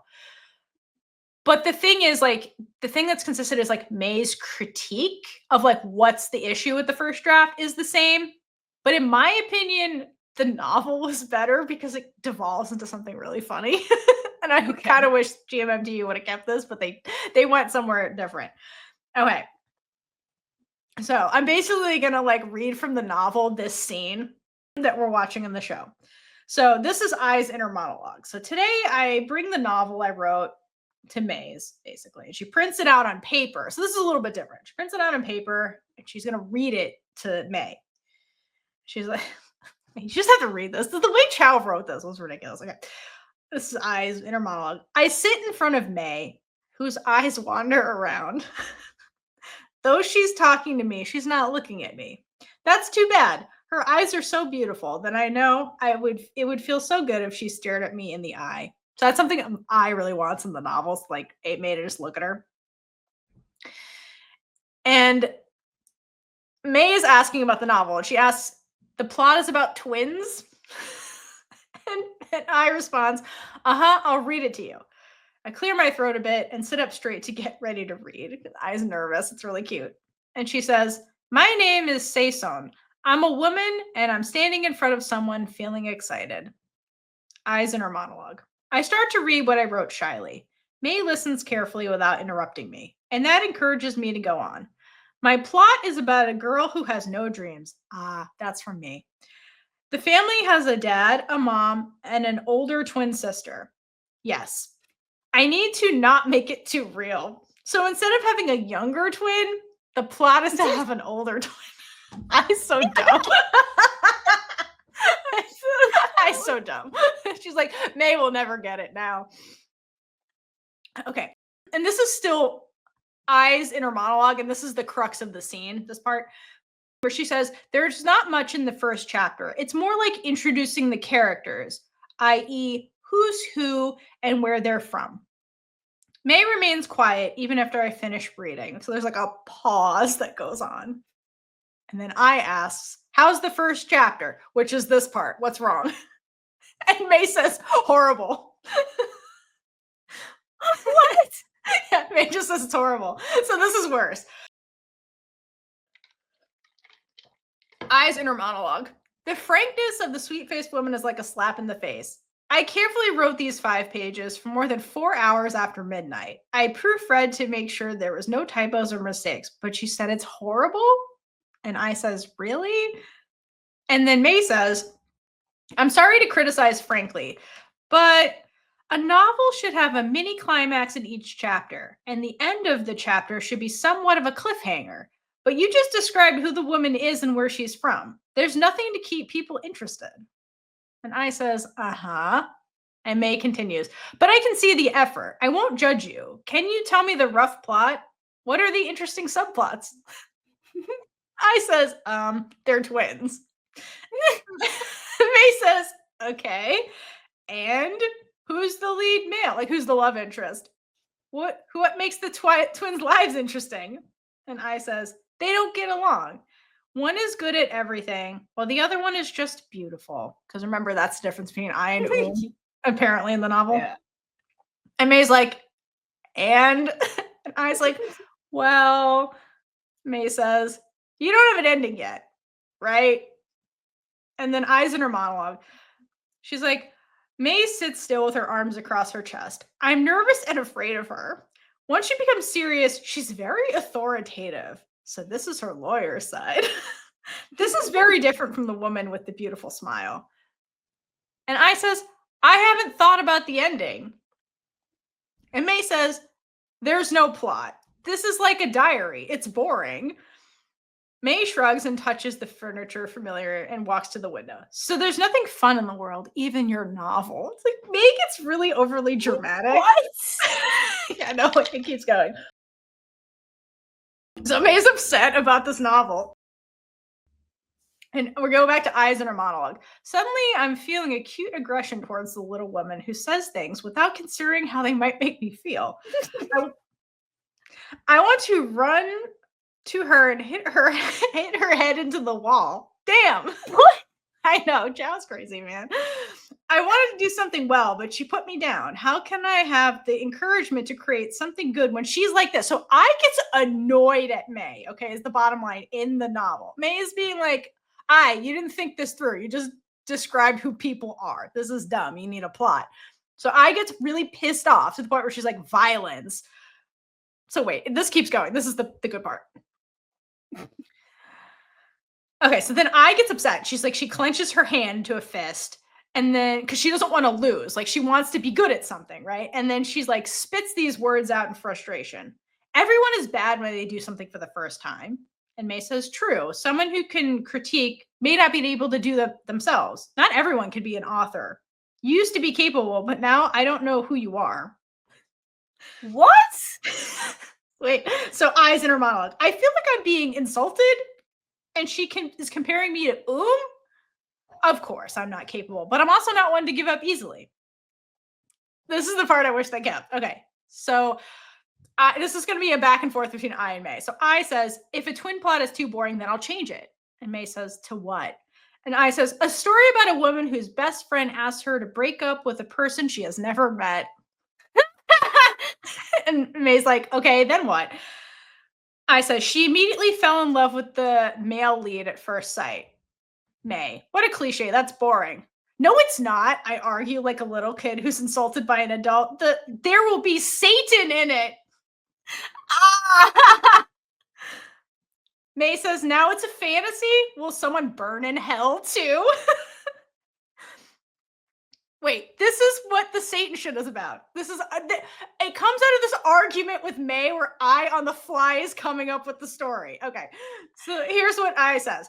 The lead female will get a blessing from Satan for 10 years. I mix this and that into the plot. May smiles from the corner of her mouth. And May says, you're copying a Western series? You can't think for yourself? Ai says, the leads will fall in love, and on the 10th year, Satan will come back according to the deal they made. And May says, come to take her life? Boring. Ai says, come back to take what the female lead can't give. And it's a choice. May says, in the end, the lead male will choose the lead female. Nothing new. Ai says, the lead female chooses to walk away and let the lead male get together with her friend in the end. May, still boring. Ai, the lead male is actually a female. Gay. Make it gay, everything's fine. So that's where Satan came into play. And then her next. Oh my god, that's what they about picked in blank to choose? Like, what? Why is that what they chose? Connoisseur, why is that what you chose to Okay. I think she picked that. I think Wanda Sword picked that for blank. Because that's what driving her's crazy, because Little Nung reads this thing to Big Nung, and she's like, Satan and Marissa and the deal they made, it comes from this argument. And I think Wanastar picked that because it's insane. And so in Blank, Little Nung is reading that passage where like Marissa, the female lead, makes the deal with Satan and is basically like, in 10 years, I have to give it up. Right. And so it's like to fall in love with this person, but then I ultimately will have to walk away from them. And then Little Nung is reading this and is like, this is so stupid. She's like, I would never make this deal because I would never walk away from you, Big Nung, is basically why she used it in Blank. But like how we get the story is that I was pissed off at May, and May was being like, your story sucks. And they got this back and forth, and that's where it came. That's so she's fanfictioning her novel right now. She's fanfictioning her novel with May. And then I love at the end, May's like, this is still boring. And then I was like, I'll make it gay. That's how we get the novel. That's so funny. I kind of wish that argument was in here because it's just very back and forth and it's very funny, but it's ridiculous. Why do I feel like this is a conversation Chow might have actually had with somebody? Right. I'll just make it gay. Gap the series. Anyway. So something that's obviously different in the novel is the way May and I talk about the novels. So in the novel, the way the two of them actually bond, it wasn't like in the show, it was like I and May was like, I'll read you a bedtime story. The way I and May bond over novels together in the book is that they bond by critiquing novels together. Like they're basically like reading and then they're like, this is dumb. They should have changed this. They should have done this better. And that's how they bond, by like critiquing a piece of media together. So then when I goes to read it, that was their dynamic. So then May starts critiquing it with I, and that helps her brainstorm the story that eventually becomes the novel. So while it's like kind of weird to read out of context that was the way they bonded, it was more so by like discussing novels, not just like listening to stories. Because in the show, it's just like I like listening to them. In the book, they liked critiquing novels. And that's why she's like, sometimes you can critique something, but doesn't mean you can do it, because that was their dynamic together. Yeah. But I love how I's like, Satan's going to be in it, May. And May's like, okay, it's just so ridiculous. It says a lot about book so I that her brain went to Satan immediately. That's what I mean. It was so funny. Like, just on the fly, she comes up with this, and that ends up being the novel. So I just thought it was really funny. This whole time, just like trying to figure out what Satan meant. That's what it is. I know. Seriously, Wanasword picked the most random thing from. But I understand why she picked it now that I've read it, because like really Little Nung was critiquing it, being like, "This is insane. I would never do this, Big Nung." So anyway, for all those out there wondering, where was Satan? Here's Satan. We found Satan. Was it worth the wait? It was definitely worth the wait. That was Caitlin's first exposure. Yes, I did not know anything about it. You have all been told not to tell me what Satan meant, and so I've been in the dark. Somebody did leave it in our comments, and so I kind of knew. I was like, oh man, I wish I didn't read this comment. But anyway, the exchange was very funny. Or I could have definitely read it, and then I definitely forgot. An ADHD brain. Yeah, unfortunately. All right. So back to the series. Okay. So in the scene that we're actually discussing, basically like they don't get into the Satan conversation, obviously. Unfortunately, they don't do that banter. But here I is like, oh shit, May thinks it's bad. So she starts doubting that she can do this. And she's really disappointed when she tells May, I think you're wrong about me. Because like, okay, so I was like dreaming and she got all the support from May unconditionally. And then I was like, wow, May, I think you were wrong to put all your faith in me. Obviously, I can't do this. And first of all, the words May and wrong should never be in the same sentence, because May is never wrong. May knows everything. Literally, she knows everything. Literally. Look at the murder board. She knows everything. Of all the characters in Pluto, May knows everything. Except it all revolves around her. It all revolves around her. Okay, but so it seems like Show I is less confident than Book I. Because Show I just immediately puts herself down rather than okay, so like novel Ai, if you think about it, she wasn't confident. She was just childish. She's like, I was arguing like a toddler. She just got really emotional and had big feelings and just kept going with it. Especially in May's, like, she's comparing me to and then gave into her anger, like the scene we saw with the book. Okay, so she's more childish. like little Ai, yeah. She's more childish than as an adult. Like, Ai is emotionally immature in the book, and then in the show, they just made her more like emotionally reserved versus childish, which I like that read better for Ai, because they made Ai a lot more like caretaking, and they made her more like sacrificial towards her family. Like, that was not in the novel, the way Ai was sacrificing for Meemaw and shit like that. Like, they made her more of a family member that was shunned. They made her more relatable too, I feel right, like, from what I hear. In the novel, Ai was just very childish.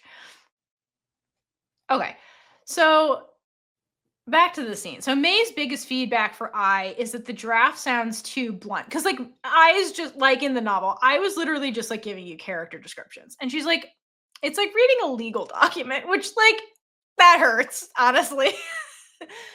Yeah, like, that's really harsh. But basically what she's saying, and then she's like, a biography. She's basically saying, like, you're just giving me facts. You're not giving me anything else. So essentially what May is saying, she's like, in this draft, your like author voice lacks descriptive passion. And like Ai's actual voice does when she describes things out loud to May. She's like, you're giving me facts. You're not giving me like poetic language. And it's missing that flair that's very uniquely Ai. So she's like, once more with feeling, basically. Like, you got to go back and put feelings into this, is kind of the bottom line. And I get very frustrated with the writing process, like, immediately, which is so relatable, because it's like, what's in my head is not translating to like what's on the page, and like I start to get frustrated. And honestly, like, I was like, it's so much easier to be poetic when I'm just talking to beautiful women. This is hard when I have to write it down. And like, but if you think about it, when she's like talking to May, it's like no plot, just vibes. So like, yeah, you can just spout poetically on the fly. You don't have to like construct a fucking story. Like, that's a whole nother ball game. And that's what May points out. She's like, a story has like plots and like connecting pieces. And it's like, it's a different skill. And it's like, I just need to practice this. It's different than just being like, describe the sky to me. There's no plot there, just vibes, right? But I is so fixated on the fact that she can only come up with good prose when she's with May, and she can't do it any other time. Because think about it, she was writing that novel at 4 a.m. and like at the breakfast table, and May wasn't there. So she's like, why can I only do this when I'm with you? And it's because May gives her big feelings that translate into poetry, essentially. But sensing Ai's frustration, May reaches for Ai's hand and like grips it, and then she's like, you can do it. And Ai doesn't seem 100% convinced by this. But Lawyer May is about to change her tactics again. And she's like, come with me, Ai. And then we rudely cut away.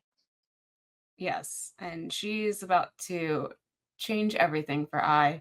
To get an experience. Yeah. Before we get there, we have to do some shout outs for our Chaos Crew members over on Patreon. Woo!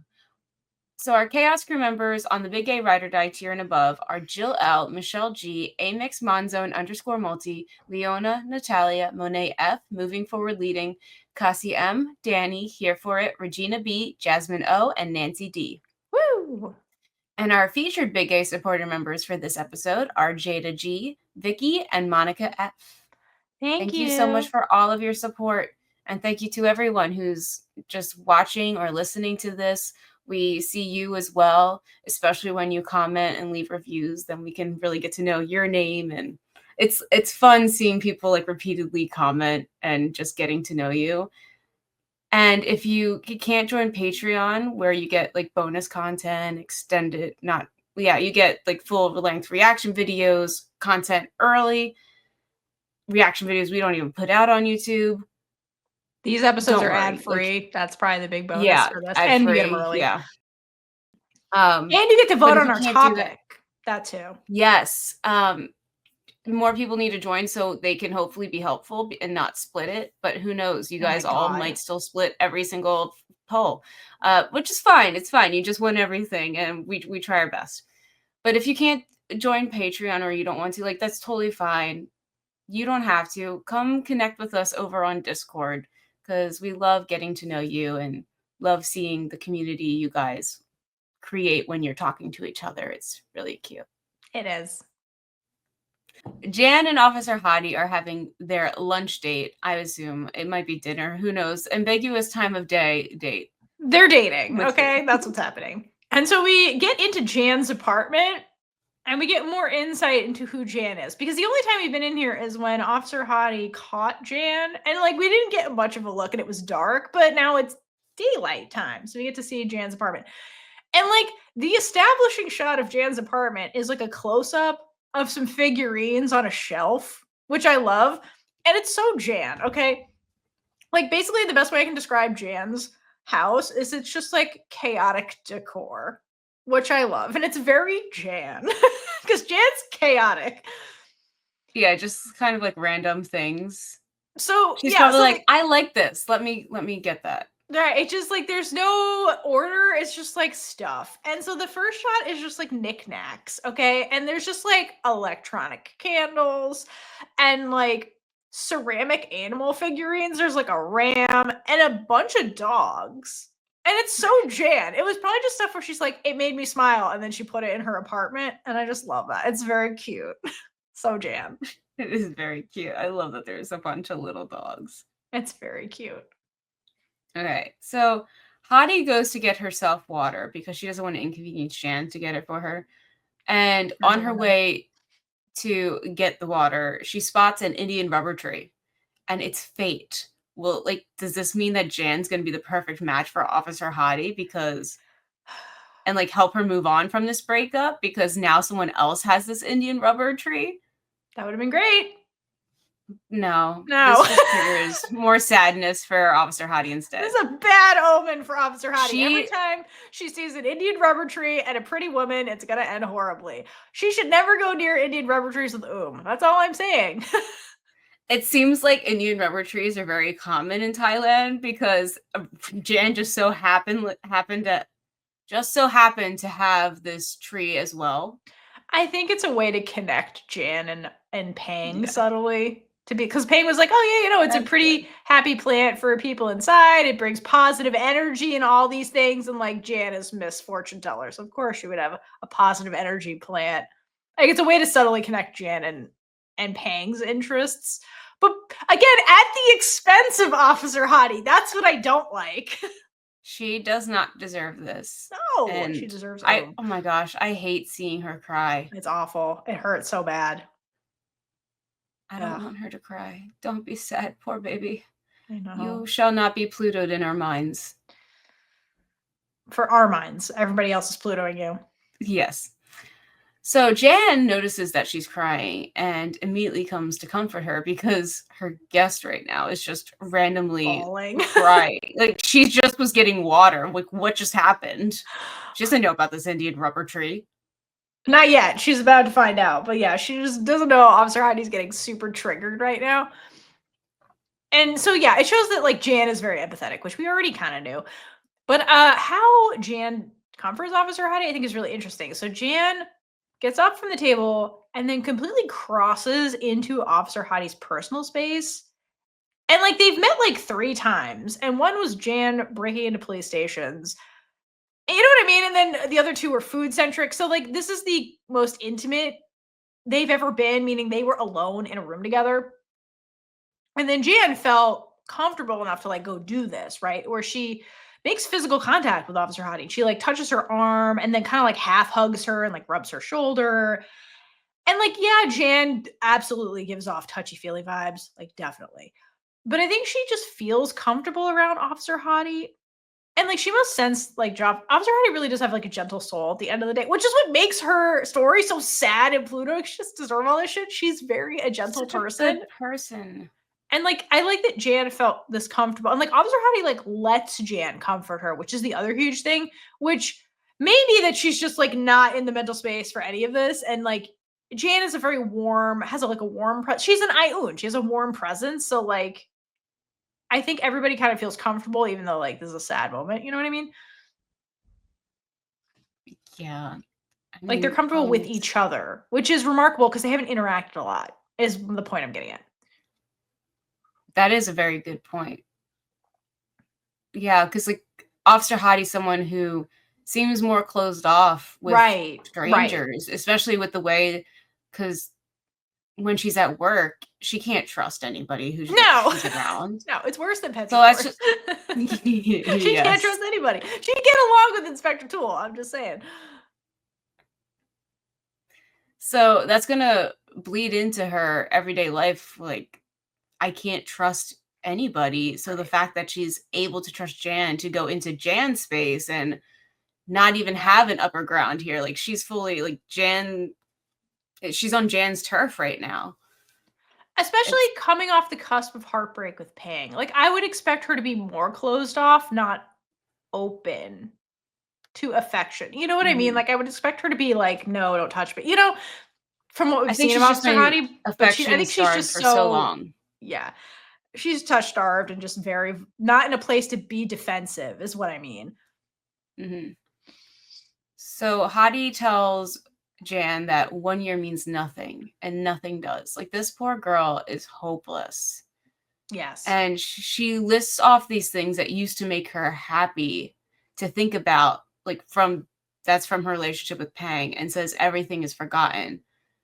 So like the first meeting and everything, like these milestones in the relationship, and that everything's forgotten, meaning like Pang forgot it. But like in reality, Pang forgot about these things a long time ago, and maybe even immediately after they happened. Listen, she has amnesia like I was like, I don't remember any of this shit. Yeah. But it's sad to see how hurt she is, because she has been living in denial for a while, Yeah. thinking that she can fix things when, again, she doesn't it's not her job to fix these things. And she just thought that her love would be enough for both of them. And we hear that every so often in media, and just like in relationships in general, you hear that people say like, I can love us for enough for both of us. Actually, we do get that with another character in this show, someone who we barely remember, Paul. Oh yes. Yes, he Forgot about literally him. says that, like, I can love us for the both of us. But she just really thought that that would be the case, and now Pang had to be the one to really cut that off, and so now she's just dealing with the ramifications of that. There's also this propaganda in media that's like, eventually you'll love me. It's like, no, that's not no. You get Stockholm syndrome eventually. You don't like just because you spend a bunch of time with somebody doesn't mean you like romantically fall in love with them. That's not how that Beauty and the works. Beast lied to you. No, it's patriarchy nonsense lies to be like, don't worry, you don't have to like him, this person you're being forced to shackle with forever. Eventually you'll love him. It's like, no, no, no, no. That's just the lies we tell ourselves. Like, it's sometimes like here's the deal, like sometimes love is not enough. Like you can love somebody, but like it doesn't work out. And like that's nobody's fault. Just like sometimes shit happens. Like shit happened with Pang. Shit happened with them. And like it sucks and it hurts, but like sometimes just shit happens. And that's what Ploy was saying too, because like Yeah, sometimes love's exactly. not enough, Right. Chloe's not but it is wrong. still She was part just of being it. a classist bitch about it. But it doesn't mean she Yeah. was wrong. She's not wrong. No, she's not. No, like everyone has, Has a point. because of their own Yeah. experiences, they are technically right. They just don't have the full picture. Yeah.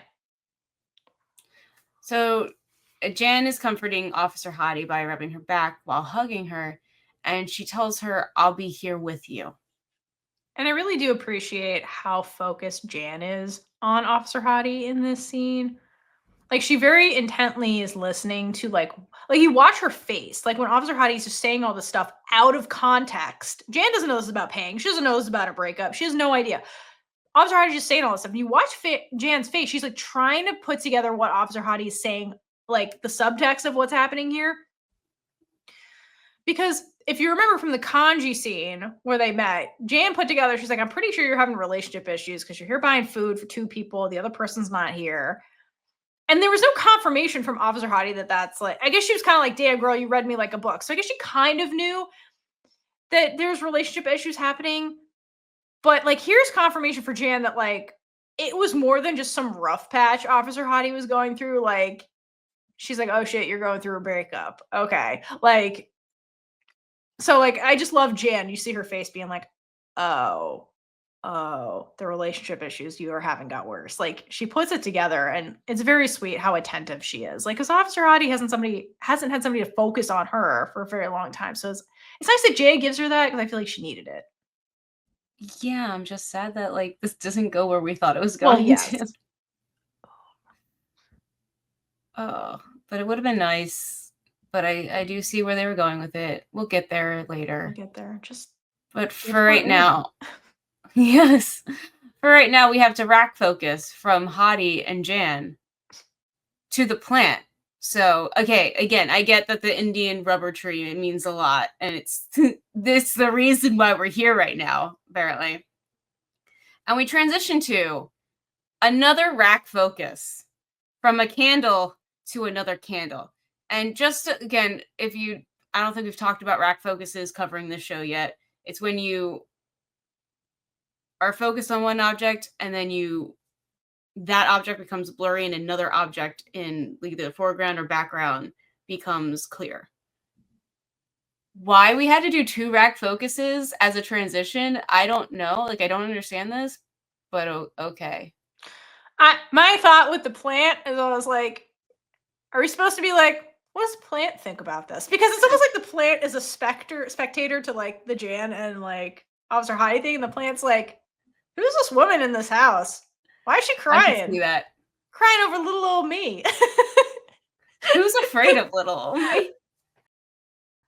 I don't know why we're rack focusing on candles, but I will say that we've had multiple transitions in Pluto that were just candles that didn't make any fucking sense to me.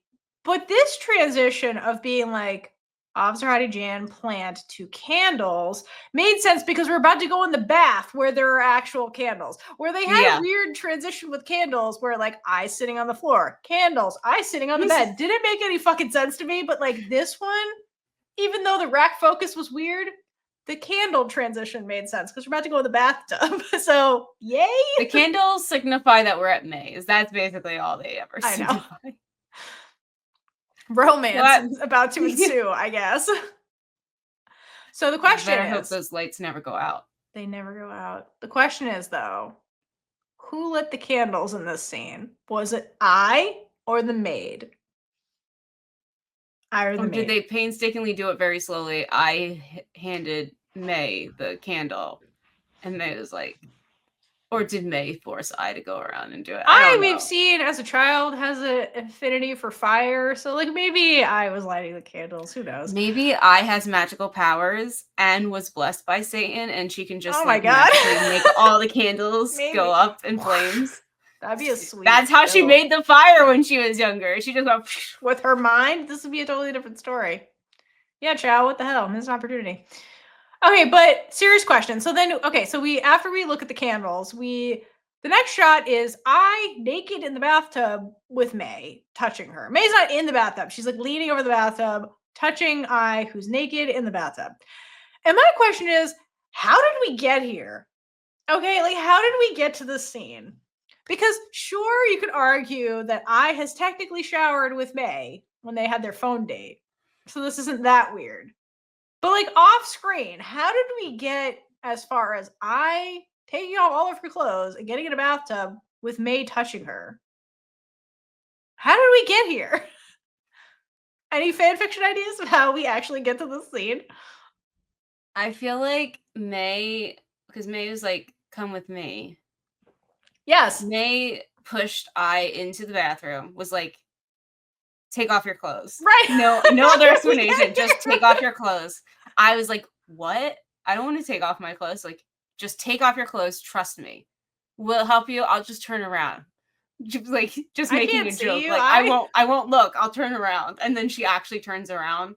And I was like, why am I taking it? Don't ask questions. And so then she's just like slowly starts while she's like still trying to cover herself up as she takes it off too. Because, you know. there's that like small like little thing. Maybe May isn't blind. I'm kidding. No, that's not. If this was the novel, Yeah. Mary would be like, I can't see. She can. And then she's finally like nervously being like, okay, I did it. And she's like, all right, get in the bath.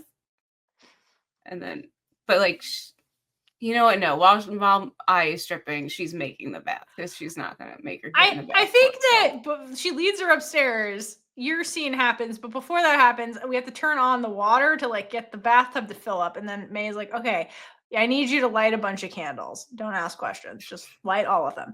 And then, because the bathtub, that's a big bathtub. It's got to take at least 10, 15 minutes to fill up with water. So then like she has Ai light the candles. Then Ai has to get naked. And then she gets in the bathtub. And then we get to the scene. And what I asked no questions. I was like, I guess this is weird, but I guess. I mean, if May tells her to jump off a bridge, she would probably do it. Yeah, no, it's true. She'd be like, I guess, May, you're in charge. Anyway, if you're pretty smart out there on how we get to this scene, like, how did this go down? Because literally we get come with me and then we're naked in a bathtub. Like, what happened in between? Fill in the blanks, please. Only you can fix canon. Only you.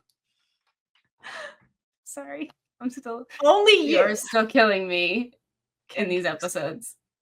You're welcome. Okay.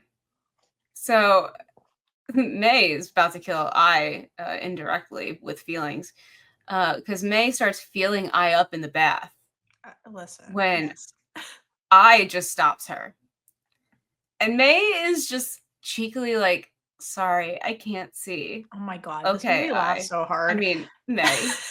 Seriously, like, how long has May been plotting to use I can't see as an excuse to feel up Ai? Like, how long has she been plotting this? Be like, sorry, I can't see. My hand slipped. The minute she heard that I was coming over. From day one. Yes. She's like, that's not Um's in the coma? Who's this? My lips, I don't know. I just, I can't see Ai. My lips just happen to hit your lips. I don't know. I can't see. Oops, my hands just dipped lower. Oops, I did it again. I played with your heart. Got lost in the game. And never given it back. Oh, baby, baby. There it is. In case you have any questions. In case you don't know what song that was. Sorry to the people who still have no idea what it was. Britney Spears. Oops, I did it again. Oops, I did it again. Okay. Anyway. Distracted by music. I know. Okay. So Ai's feeling a lot of things right now. Like a lot. Because, you know, May is feeling hands are roaming. So she breaks away from the thoughts that I'm sure that we're less than pure. Like, there's no way that this girl, her mind's not going to that place. Her brain went right to Satan. Yes. To tell Mel, that is not her name. Who the fuck is Mel? Mel, get out of this bathroom scene. I don't know. Okay. To tell May that she is supposed to be helping her write her novel, not feeling her up. Not that she's complaining. I mean, she kind of is, but she's like, how does this help me write a book? So apparently May is the one who forced her to have this bath. Just like for sure, obviously. Yeah. Because May knows what she's doing. And she's like, I'm just going to push things every once in a while. This seems like a great opportunity to work my way into her personal space. I feel like in the future, May is going to suggest taking a bath together as a remedy anytime Ai has a problem. And May's just like, let's just take a bath about it, Ai. And Ai's like, I don't know how that helps us do taxes, May. And May's like, trust me, I'm a lawyer. Let's go bathe. Taxes. Okay. And Ai's just like, okay, I guess. And May's like, well, you can light the candles, Ai. I with her little. It's like, you're on candle duty. Just because I can see now doesn't mean I'm lighting the candles. Right. Like the damn candles, Ai. Or is there like a chore chart? It's your turn to light the candles. Right. Spin the wheel, see who's lighting the candles. But I lit them last time. There's so many. Do we need this many candles? We need more. I like she pulls out more. Anyway, I tells May that her taking a bath isn't being with May, Air quotes. like how she's supposed to be to get her muse to write the novel. And then grabs Cute. May's neck and says, "This is what, quote, with you means." And I thought at one point it was like just her trying to get bubbles on her, but no, she was just messing around in general. This is really cute. Yeah, so Ai has like soapy hands, and then she like grabs May's face and then like half-heartedly tries to pull May into the bathtub with her to be like, we're supposed to be bathing together, May. This is not with you. You got to get in here. So it's cute, first of all, because they both smile and are like having fun, and thankfully Ai doesn't like hurt May or anything because you can't see. Like May's just like, oh my god, okay, I'm going towards the water, I guess. Which she's happy about it. She's like, I would be happy. I wouldn't be opposed, but this is about you, Ai, not me, even though I'm going to fill you up. To me, the fact that Ai does this is a really good sign that Ai is not uncomfortable with this situation, which I'm really proud of Ai because she's come a really long way. Because this is a state where like Ai is 100% vulnerable with May, and May kind of is more, she's clothed and obviously not, but like Ai is like, let's ratchet this up a bit. Like it was really cute to see Ai initiate that. And I'm just proud of her for being cheeky right back, because like this is what Ai is like when she's fully confident in herself and not in her head. You know what I mean? She does shit like this. So it shows how comfortable she is, which is amazing given where we're at right now in this scene. In continuing our own fan fiction, this is when she's like, "All right, May, it's your turn to strip down." Now, Seriously, in the bath. I won't look. I have to look because I have to help you in the bathtub. For science, only look. Yeah, I will only look for science. For safety, really. Okay, so May is like, "I'm actually helping you here," and Ai's smile is so bright. It's cute. She's not just happy; she's literally beaming. This is the happiest she's been in her life. Yeah. And May starts to give Ai a massage and recites a poem to Ai. And she says, "Lay it down, let your burdens fade, release the worries shade by shade, let body and mind drift gently apart, feel the water that warms your heart." She's doing great at rhyming. "In stillness, 3 characteristics you'll find, a realization right before your eyes, impermanence, selflessness, touches of dismay. This things come, linger, then slip away." And as May recites the poem, she's like massaging Ai's shoulders a little bit. And you watch Ai slowly become more and more comfortable. Like she starts like closing her eyes more, and she like fully leans back against like the tub. So it's like it's working to like calm her, give her inner peace and like relax Ai more than she was a minute ago when she was being a little cheeky bastard. Because like, how can you not, when you're like listening to someone who you love read these words that really sound like they're relaxing? Right. And we find out that May recited this poem to get her through the first phase of being blind and like get her used to being okay with it and accept that this is her reality now. Yeah, and the whole poem is really insightful. The last line is my absolute favorite, which is "things come, linger, then slip away." For May, she was really upset and distressed after she was blinded. Like we get scenes of her in the hospital, like in the aftermath of all of that. And I think she over time learned to process her feelings and find clarity, like the poem is suggesting. And I think, and that means a lot for May, but I think her bringing up to Ai now is significant. And part of the message that she's trying to translate from this poem to Ai is for Ai to feel her feelings and like use that in the text of the novel. So basically it's like, don't get stuck in your head and dwell on all these things from the past, the future. You got to like feel the feelings, let your worries go, and then use that clarity to like fuel your creativity basically. And May asks Ai after she reads the poem if she knows what the poem means, and Ai replies, "It's the 3 characteristics of Buddhism." And I thought this was interesting, and I just kind of I researched it a little bit because I thought it was interesting. So, like, from my understanding, Buddhism is a religion that's really centered around living in the present moment. So, unlike I grew up Catholic, so unlike Christianity is very much more focused on the afterlife and like you have to be good now so that you're not punished in the afterlife. Buddhism is like live in the moment, which I think is a better message, to be perfectly frank, because you're in this moment.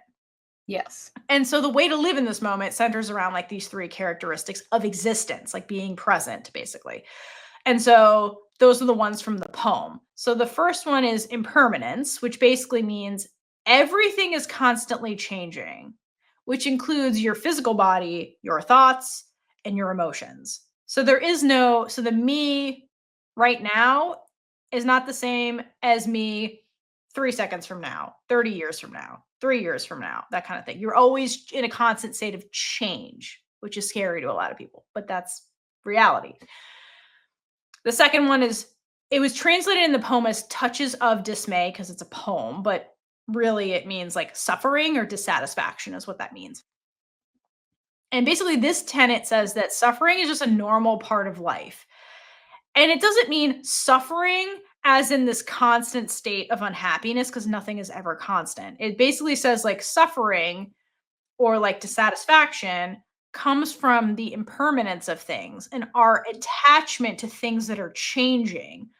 I.e., if you're attached to something in the past that has changed and is no longer true in the present, like that's unsatisfying, right? Because you're attached to something that doesn't exist anymore. And like we get fixated and that causes a dissatisfaction. Does that make sense? Yeah. And then last one is selflessness or like non-self, which basically says there is like the self as you think about it as like me, I've always existed as me, that doesn't exist basically because you're in a constant state of change. So there can't be this like unchanging permanent self, quote unquote, because physically and mentally we're always in a state of change, right? So in terms of Ai's writing, like bringing these tenets into the three characteristics of Buddhism into Ai's writing, like basically what May is basically trying to tell her is like, this mental block you're in right now, it will pass.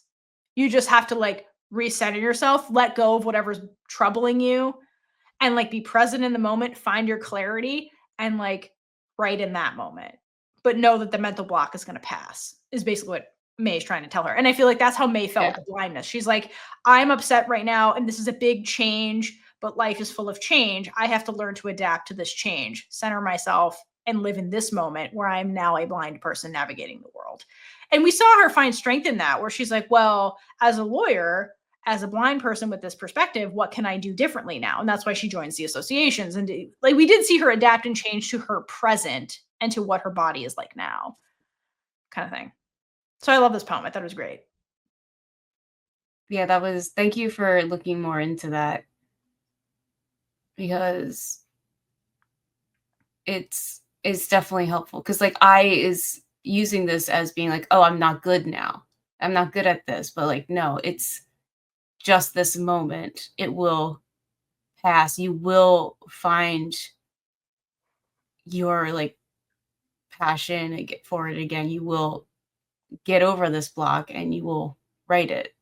Also, like what May is also saying is like, I wrote her first draft and immediately she's like, it's terrible. Maybe I shouldn't do this. And May's like, you're going to change and get better at this. You just have to keep going. Like, this is your first draft.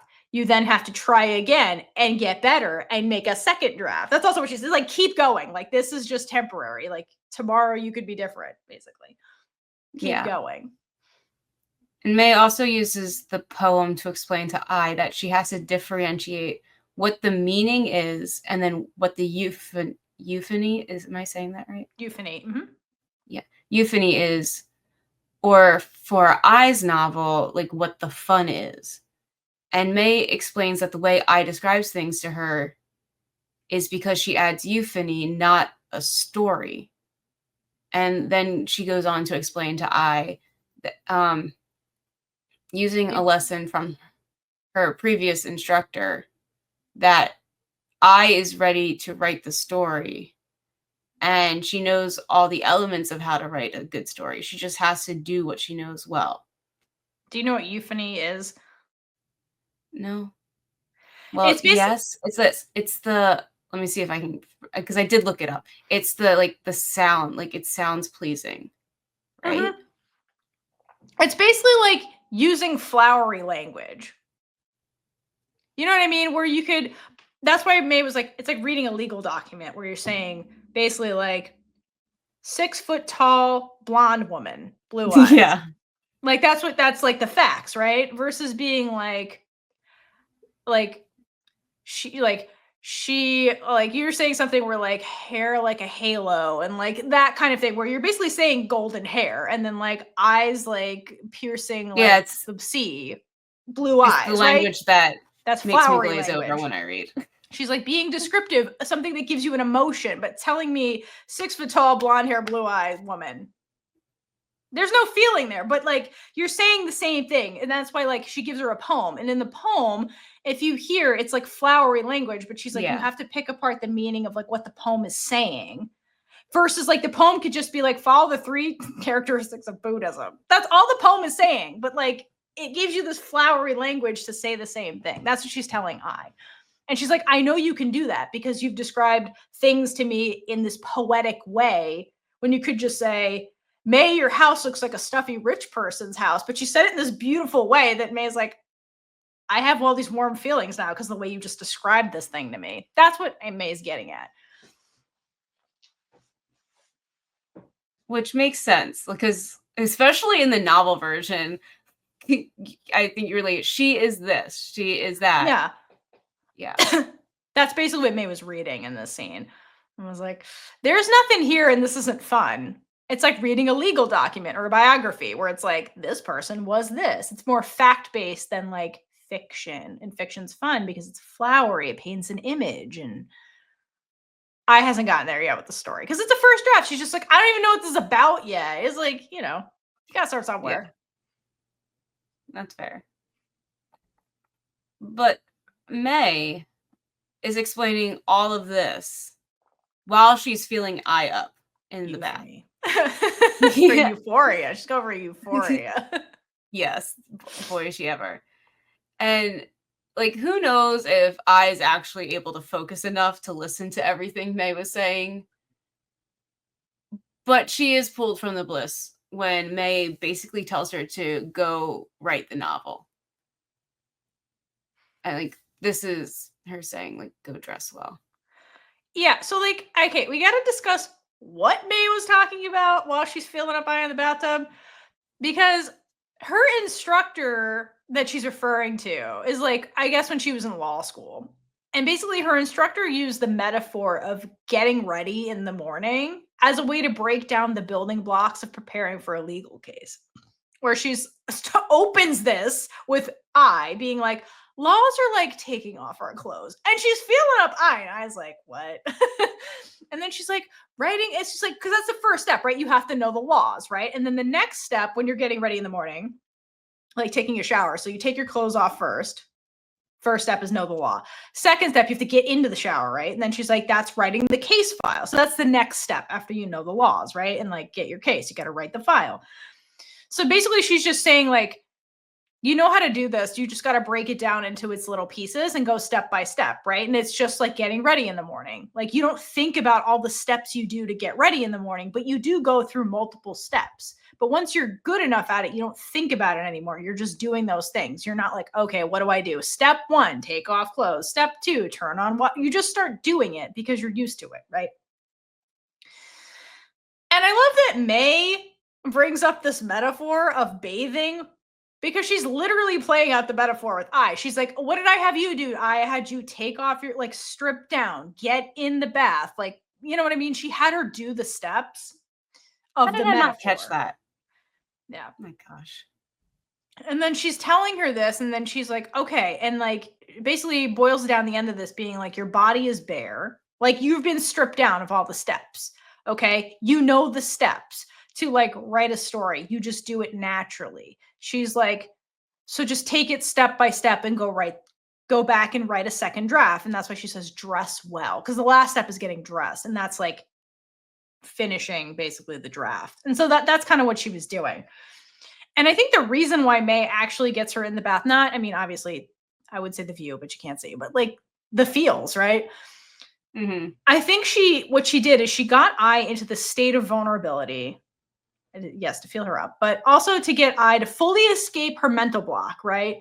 And remind Ai, like, you do this naturally without thinking about it. And right now you're so fixated on the steps of getting this right that you're like in your head about it. So she stripped her down basically to be like, use your feelings, Ai. That's kind of like the message for Ai, because that's what's missing from the writing. And she's doing this by touching her and igniting very big feelings in Ai. So then when we get to the end of this scene, when May pulls away, Ai is breathing very heavily at the end of this. And we have the warm Ioun music in the background, because I think May knew what she was doing because she's the mastermind. And she's like, you're missing feelings. Let me give you some really big feelings, Ai. And I'll leave you to sit with these feelings and nothing else. Because, like, again, she's been stripped bare. Like, literally and metaphorically. And then May gives her the big feelings and is like, sit with that. And that's what I was missing from the draft, like the feelings. So I think that then, yeah, that's what kind of like changes the, obviously the novel changes right after this. Yeah. But when like May leaves her, Ai replaces, like, she runs her own hand across her chest, like replacing May's touch. And I think subconsciously she wants that connection back. I mean, just really, she wants that connection. She wants May to come back and touch her. She wants May to bathtub with her. That's what I wanted Yeah. from the beginning. Let's be honest. But like that connection is not there now since May isn't touching her. And, you know, she's still having those dirty thoughts and wanting her heart's trying to May in escape the her chest bathtub. again. And she literally shakes her head to try and get her to stop thinking about it. Go away, Satan. Go away, Satan. So Ai's definitely going to be writing her novel, but she may not be starting at the beginning. However, if that is the beginning, I'm very interested in how this novel starts. I'm really surprised she didn't end up writing a bathtub scene. Honestly. True. Okay. And like, truly this checks out, like with Ai's second draft of the novel, which we'll get to in a minute. But okay, so then, yeah, so Ai's kind of clutching her chest, and it's like, again, that feeling of like her heart is trying to leap out of her chest again. And the way she looks back at May, when May retreats, it's almost like this other like light bulb moment where she's having this epiphany. And like, because like, damn, May is really good at like getting her to have these really big feelings that give her clarity of like, that's the thing she's missing. Like the passion is really what was missing from her novel. And it's like, that is why May is the muse for this particular project, because she makes Ai feel passionate again. And like, passion in writing is important. That translates well and makes a story engaging. And like, I think she had that like epiphany moment, you know? Because like, if you think about it, when May was like reciting this poem, like I was really into what she was saying and like was like lulled by it. And she was having all the feelings she's supposed to have from that poem. And it's like, that's what you're missing in your story. And so I wonder if she makes this kind of connection. I was like, oh, okay. The muse is back. Whatever the intention was, May succeeded. Yes. And Ai is about to just really unblock herself. Well, she's unblocked now. Because she goes home and boy, does she start writing again. And she's very focused and serious in this. And she stops right before writing. And it looks like she may be thinking about everything May just told her to get her in the right frame of mind. Like maybe like thinking through the poem, thinking about May's hands. She's definitely and that. She quickly stretches her neck and arms to get started because like she's got to be relaxed. She takes a deep breath too. I think she's like finding her center, like what the poem said. Mm-hmm. Releasing the tension. Yes. And she looks nervous but determined at the same time, because I think she is so wrapped up in her head wanting the novel to be good for May so that like she can prove to other people she's worthy of May as well, that she's putting this pressure on herself, which is what caused the block. Yes, correct. And like I did say before, she does not start at the beginning. She instead gets inspiration from her conversation with May. Conversation, actions, both are the same. And she begins to write a more intimate scene. And again, if this is the beginning, that's how I chooses to start it. Like, no judgment. It's a very interesting way to start a novel. I think she's just like, here's your smutty one shot, May. Enjoy. Inspired by you. And May's gonna love it. Yes. She's like, let's act it out. Well, okay, if you go by the novel, remember I read you that passage with when playing song comes on and I was like, oh, I really like this song. And then I was writing the second version of the novel and she was talking to Ping and she's like, I'm just imagining me and May as the characters and like this is what she's writing. So that is exactly what is happening. That is what I is doing, like quite literally. Yeah. Mm-hmm. So part of what I writes is the beautiful girl who hadn't offered her name. I. Yes. So again, since this novel is heavily influenced by her relationship with May, this is paralleling how she has not told May her true name yet. But they have found themselves in situations and thoughts like this. Yeah. Also, it says the beautiful girl, which I think is a callback to the novel because she's described as the beautiful one. Yeah, exactly. That's supposed to be I. This is I. Which if you keep listening to what I is writing, there's a confession in here because the beautiful woman wants the other person to like, he's like, ooh, they starts kissing my neck and shit. And it's like, so this is I's confession that she really wants May to ravish her neck. And it's like, yeah, girl, like I get it. This is I's confession of what she wants May to do to her, honestly. So May's taking notes on the novel for notes for I's third draft, but also for herself. Yes. I'm sure May would love to give you that, I. Yes. So back at May's, May reads the story and she thinks it's really fun. So woo, you nailed the euphony. She nailed something in that story. I was just gonna say, May's also into the smut reading. It's true. It's true. Mm-hmm. But not everything is positive. May tells her that it's too short. Classic. And Hai's like, I worked on this so much. Like, I wrote so much. How is it too short? But maybe she just needs a bit more inspiration from you, May, to make the scene longer. She will ask you explicitly for that in a minute. Yes. Okay. I love this though, because like I's response to your point is she's like, oh, I spent so much time writing just one chapter. And to me, this line confirms that like May really does know I super well because May called it that I would care about writing this and put all of her time and effort into it. And like I literally verbally confirms that. May was right about you. You just need the confidence to believe in yourself, I. Yes. And just think of May more while you're writing. Mm-hmm. She does. So May's advice is to tell I to upload it online to get feedback and encouragement so she can keep writing. And so I's first thought is that they will get mad at her and she is scared thinking about it, which is a valid concern. So like I's basically like, well, what if I'm not able to write fast enough? Then they're gonna get mad at me. Like May just did. She's like, where's the rest of it, I? And she's like, it took me 20 hours to write this one thing. Like, girl, chill. I need more time. So she's worried that if more people read it, they're gonna do what May did. Where's the rest of it? Yes. And like, girl, this is my literal state of being every time I write multi-chapter fanfics. Like, I get it. Like, it's just like, and like May's coming from a good place, being like, some people like would get encouraged by like having people enjoy the story and interact with it and be like, ooh, that motivates me to write more. But then some people like me are like, well, shit, I'm slow at writing. Like, it takes me a while, like I does. And then it's like, I feel more pressure and then I get writer's block. And so like, it's a double-edged sword to do this, to be honest. you know? Yeah. But if it works for you, it works for you. But for me, I get more pressure and then I just am slower at writing. People like you need to like write the whole thing first and then slowly upload. But then it'll take me like 3 years to actually publish it, which sucks. Yeah. And then like at that point, it's like nobody wants it. Over. So, yeah, I just can't win.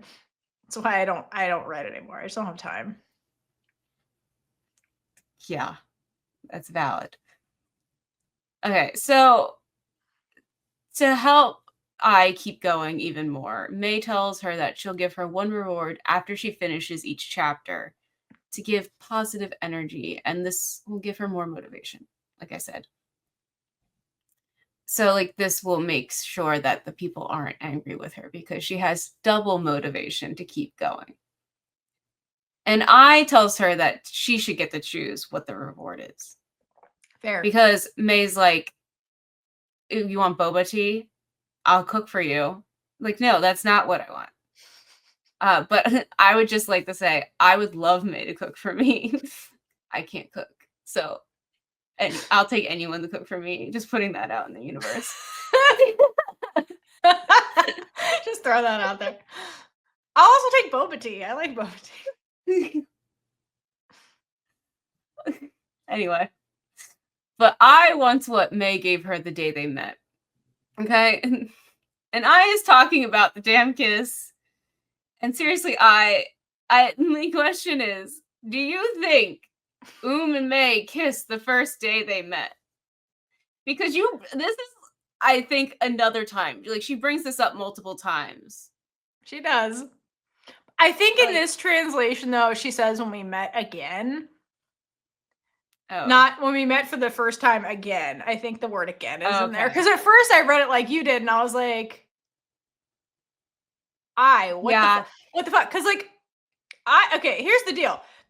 But I is outing herself either way. Because like, if she thought you were the first day they met again, May was saving from sexual harassment. So like, if she really thought you were the day you guys met again, she would offer to represent you in a case against sexual harassment. Because that's what happened the first time she met actual again, okay? But May knows this, it's I, okay? And then she's like, oh, she means the kiss. Because she's not okay? So, obviously, I does not pick up on the fact that May knows she's not because that is not what happened when they met again. And like, to go back to the point of like I being really fixated on May kissing her, of course she is, because she let May feel her up in the bathroom and was real pressed when May left her there. And in this scene, if you watch, because like I gets frustrated about the writing thing and like lays back, and then May is sitting next to her, and May does the thing where she puts her hand on Ai's thigh and her hand travels northward. And we've seen her do this before, and I freaked out. This time, I lets it happen. Okay, she does not flinch whatsoever. It's more inspiration. She's the picture of... So I think that it's a signal that Ai is getting way more comfortable with May's physical affections towards her, and Ai actually wants more, okay? And I must say, it is an actual crime against lesbian Jesus that May cannot see Ai in the scene because, like, her outfit, number one, and the thirstiness coming from Ai is really something else in this scene. She might, you know what? I'm giving you a second big gay energy award for this scene because you look really gay and I love it. And then you're so thirsty and gay in this scene. I love it more. So cheers. Ai is big gay energy. She looks really good in the scene. Yeah. And she's adorable. She does. Yeah, she is. And then Ai tries to be smooth and kiss May, but May stops her and tells her to write a chapter first, much to Ai's dismay. Because you can't get your reward without doing the work first. But again, if you give an Ai a cookie, this is like the cookie thing again. She gave her a little bit, like, you're going to get it, but you got to do it first. Okay, but like a couple of things. Can we first talk about how smooth as fuck this was for May?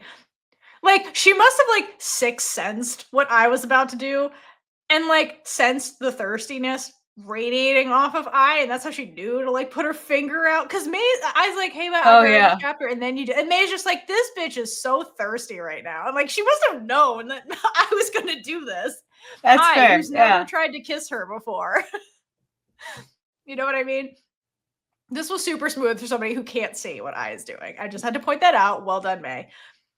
Okay, but then to be like, I give you a reward and then be like, you're not getting it now is actually kind of fucked up because, like, I did write the chapter. Like, she wrote 2. This is her second draft. So, like, That's a good you point. should give her a reward. She went back and rewrote it. Like, But if May's like, oh, it's not long enough, does that not count then? right. Yeah, you can't just change the rules, May. What the fuck? Anyway. But okay, what is cute about the scene is that May is clearly having a lot of fun with Thirsty Ai right now. And like the fact that I just tried to steal a kiss from her, I think is really big and awesome from May's point of view. Cause like, again, she can't see Ai. She cannot see the thirstiness. So like this is confirmation that like Ai is actually really into her. The fact that Ai is asking to kiss her, first of all, and then like Ai tries to just steal a kiss. Like, it's showing that, like, Ai doesn't pity you for being a blind person. Like, Ai is genuinely, this is Ai's desire, right? That's different from pity. So it's really cute. Like, when Ai gets really frustrated and starts like laying down on the couch again and pouting like a child, like May is just like beaming over like withholding this kiss because like she has confirmation that like Ai's like desires her, which is a big deal. And she's like, haha, I have yet another weapon over you and it's working and this is fun. If there's anything May likes, it's having the upper hand. Absolutely. Especially over I, the wild card. Like, yeah, that's true. Oh my gosh. The wildest card there ever was. Yeah, indeed. So May gives Ai a little bit of a peace offering in the form of a kiss on the hand to boost her typing power. I love how that's gonna be type. That's gonna boost it. Here's your cookie. Which does have the desired effect on Ai, because she is swooning for May. So hard. And Ai's like, if this is what this feels like right now, I can't imagine how amazing the road will be when I actually finish. Girl, you've kissed her before. You know what you know what it's like. It's not like you're asking to go all the way right now. I know, you're actually like, can we bathe together? Because we haven't done that before. Like, yeah, exactly. It's not like you're asking for something new. You've kissed her before. But anyway, that aside, I must always bring that up. This was just good flirting from Ai. The face Ai makes when she's imagining the reward is like the dictionary definition of thirstiness. The way she like closes her eyes and like bites her bottom lip so hard. Good job, Nam Tam. Like, I was so fucking thirsty in this scene, and I appreciate you going all out and showing us that. Yeah. And then Ai continues and pretends to go in for a kiss. But at the last minute, like, lightly tackles May to lay on the couch instead. And the two of them look so joyful. And I swear this is just Nam Tam and film messing around. Probably. Because, like, the way that the film is laughing right now, like, it looks so real that it just, something happened where it was just like, who knows if this was scripted or not? She was just being an asshole. I mean, they shot it from multiple angles, so it's very plausible that like Nam Tam did it once, and this was the film's natural reaction. They're like, okay, do it again. That was good. We'll do it from another angle. Either way, it's adorable. It's very, very them. And okay, I love that like before the tackling happens, like Ai's doing the thirsty thing, and then she like does the forehead touch. Cause like May can't see her, and then she like surprise tackles her. And I do love that aside from like tackling tackling May, which like she didn't caught her off guard. Ai also manages to like flat out kiss her neck. So like she did get a kiss at the end of this. So once again, who's winning in this scene? May. May is always the winner. May is the ultimate winner. Ultimate winner every time. Throughout the scene, we get these high angle shots of Ai and May that are far away and are shot through something that I don't know exactly what it is, but it looks like a window that's like inside the house. I think it is some divider, the mansion, who knows? Yeah. But yeah, Who knows what they have? They have weird things. they have a chandelier in there. You can see from May's bedroom. Like it, yeah. Yeah. But I was curious why we kept cutting to this shot, and it kind of looks like we're looking through a window into their everyday life here. Like where they're just together and they can just be and focus on themselves rather than everything on the outside trying to interfere. Like Tan and Ploy Shadow of trying to come in, and the shadow of Pang in her feelings and yeah, everything else going on. This is just them on this couch being them. what they want to do in everyday life, just be together. Yeah, this is like their little safety bubble. Because when we enter this scene, we enter from this angle where they're talking about the novel, and then we like get into it, and then we like pull back out to your point to be like they're in their private little bubble. Look how happy they are when they're just together, cloistered from reality, basically. And then okay, so then they're just kind of like laying on the couch, kind of entwined a little bit, and then while May doesn't give her the epic lip kiss that I want, she does give her a little Eskimo nose kiss at the end. And like the smile that spreads across Ai's face is so cute. It's really slow and endearing. She's just like looking at May and just like so happy. Like it's just adorable. What a cute way to like end this exchange with Ai putting herself out there with the second draft of the novel and like getting like this kind of support and just playfulness is like really sweet. I mean, these drafts ended a lot better than the first novel that she ever wrote. Well, short story. With Satan, yeah. There's no Satan. Okay, and then the episode ends with a product placement scene that didn't fit into the episode naturally, I assume, even though it kind of did. But anyway, it's for like the That's why I didn't know if we were doing the product placement scenes because they were so random. This was random, but there's important things in it, so I'm just gonna bring it up because I feel like this did fit in, even though they just put it at the end. So this is the Garnier face cleanser, and I think this takes place after Ai gets out of the bath, okay, and then May is the one cleaning Ai's face. And Ai's like, is cleansing your face part of the writing process? And May says, yes, it starts with you. So I like this line. I thought this was important because basically it's May's way of saying to Ai, like, Ai, you have to take care of yourself. You have to put you first. That's important. Because that was Pang's message. And like, I half listens to Pang, let's be honest. She's a bad friend sometimes. And then like, but to have May say like, put yourself first, I think will stick more in Ai's brain. So I thought this line from the scene was important. Other thing that's important is that while May is doing the face thing, Ai does have her hand on May's thigh, for balance. So there's that. Again, Ai is being more bold with her physical contact, which is important. And then while that's happening, May asks Ai how she's feeling. Okay, she's like at the end of cleaning her face. And then Ai grabs May's wrists, which stills May's movements, and then says very warmly, thankful.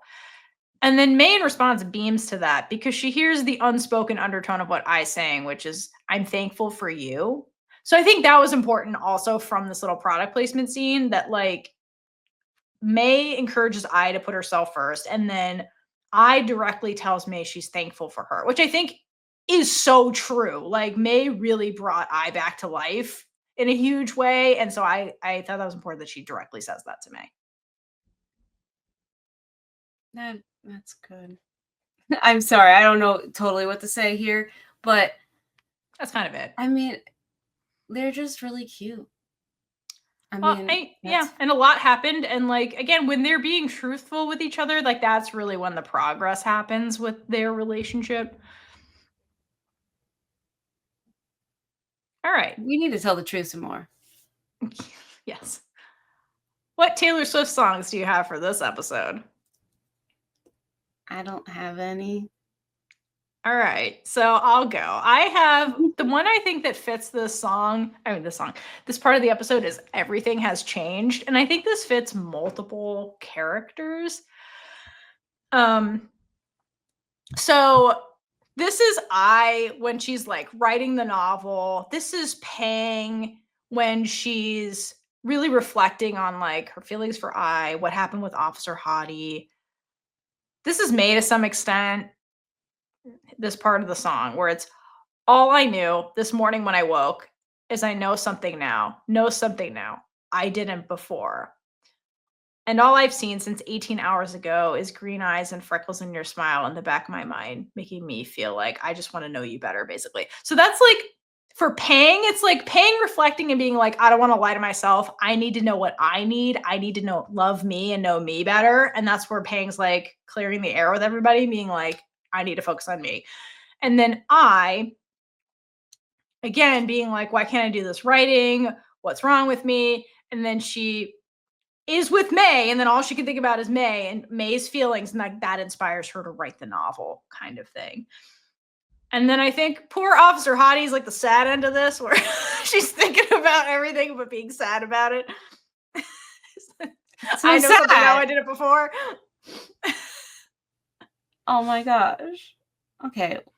Well, that's perfect. I think that's perfect enough to make up for me not doing my job and having a song ready for this. Pooja and any other Swifties out there, help me in the comments, please. Yes, please and thank you. All right. I gave out my Big Gay Energy Awards. Do you have any Big Gay Energy Awards? You know, Jan. Every time Jan's on screen, Jan has so much Big Gay energy. Jan's just Big Gay energy. We've said that before. I have said that. It's never not true. Jan has the most Big Gay energy. With the most. It's insane, actually. Yeah, just never loses it. It's just Jan. It's amazing. Okay. What is your secret word and or challenge phrase? All right. Yeah. So it's going to have to be Caitlin's secret challenge going forward, because who knows what I ask you to say. So today's challenge that I want you to do in a review or comment, I want you to write, okay, never mind. Forget that. I would want you to write a comment or review that has euphony, not the word euphony. I just want you to incorporate euphony in your writing. That's a challenge. That's what we're saying. Be poetic. Yeah. Oh my God, wait. Inner eye. I had quick shout out. I think it's to White Cat 112. You gave them a challenge to write Batman in a comment, and they wrote, I don't know how to use Batman in a comment. It was great. I'm with you. The honesty. I love that. But you used Batman in a comment, so that was right. You nailed it. You did it. You accomplished. You're very honest about it, and I love it. I love it. I do love seeing the challenges actually be done. It's so fucking funny. Okay, everyone. So that concludes episode 5 of Pluto. We will actually be taking a break next week from Pluto, and we will be giving you an episode about why we love friendly rivalry. So if you haven't seen that show, go watch it. It's amazing. There's a rumor it might get a second season. Who knows? I hope that's true, but it's a rumor. We don't know. But you'll get to hear about why we love that show. It's all going to be contained in one episode. And the week after that, we will pick up episode 6 of Pluto, the halfway point. So until that time, hydrate for lesbian Jesus. And gay up all over the place. Bye. Bye.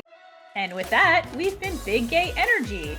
If you like this episode, check out all our other episodes right here on YouTube. Please like, leave a comment below, and subscribe for more amazing super gay content.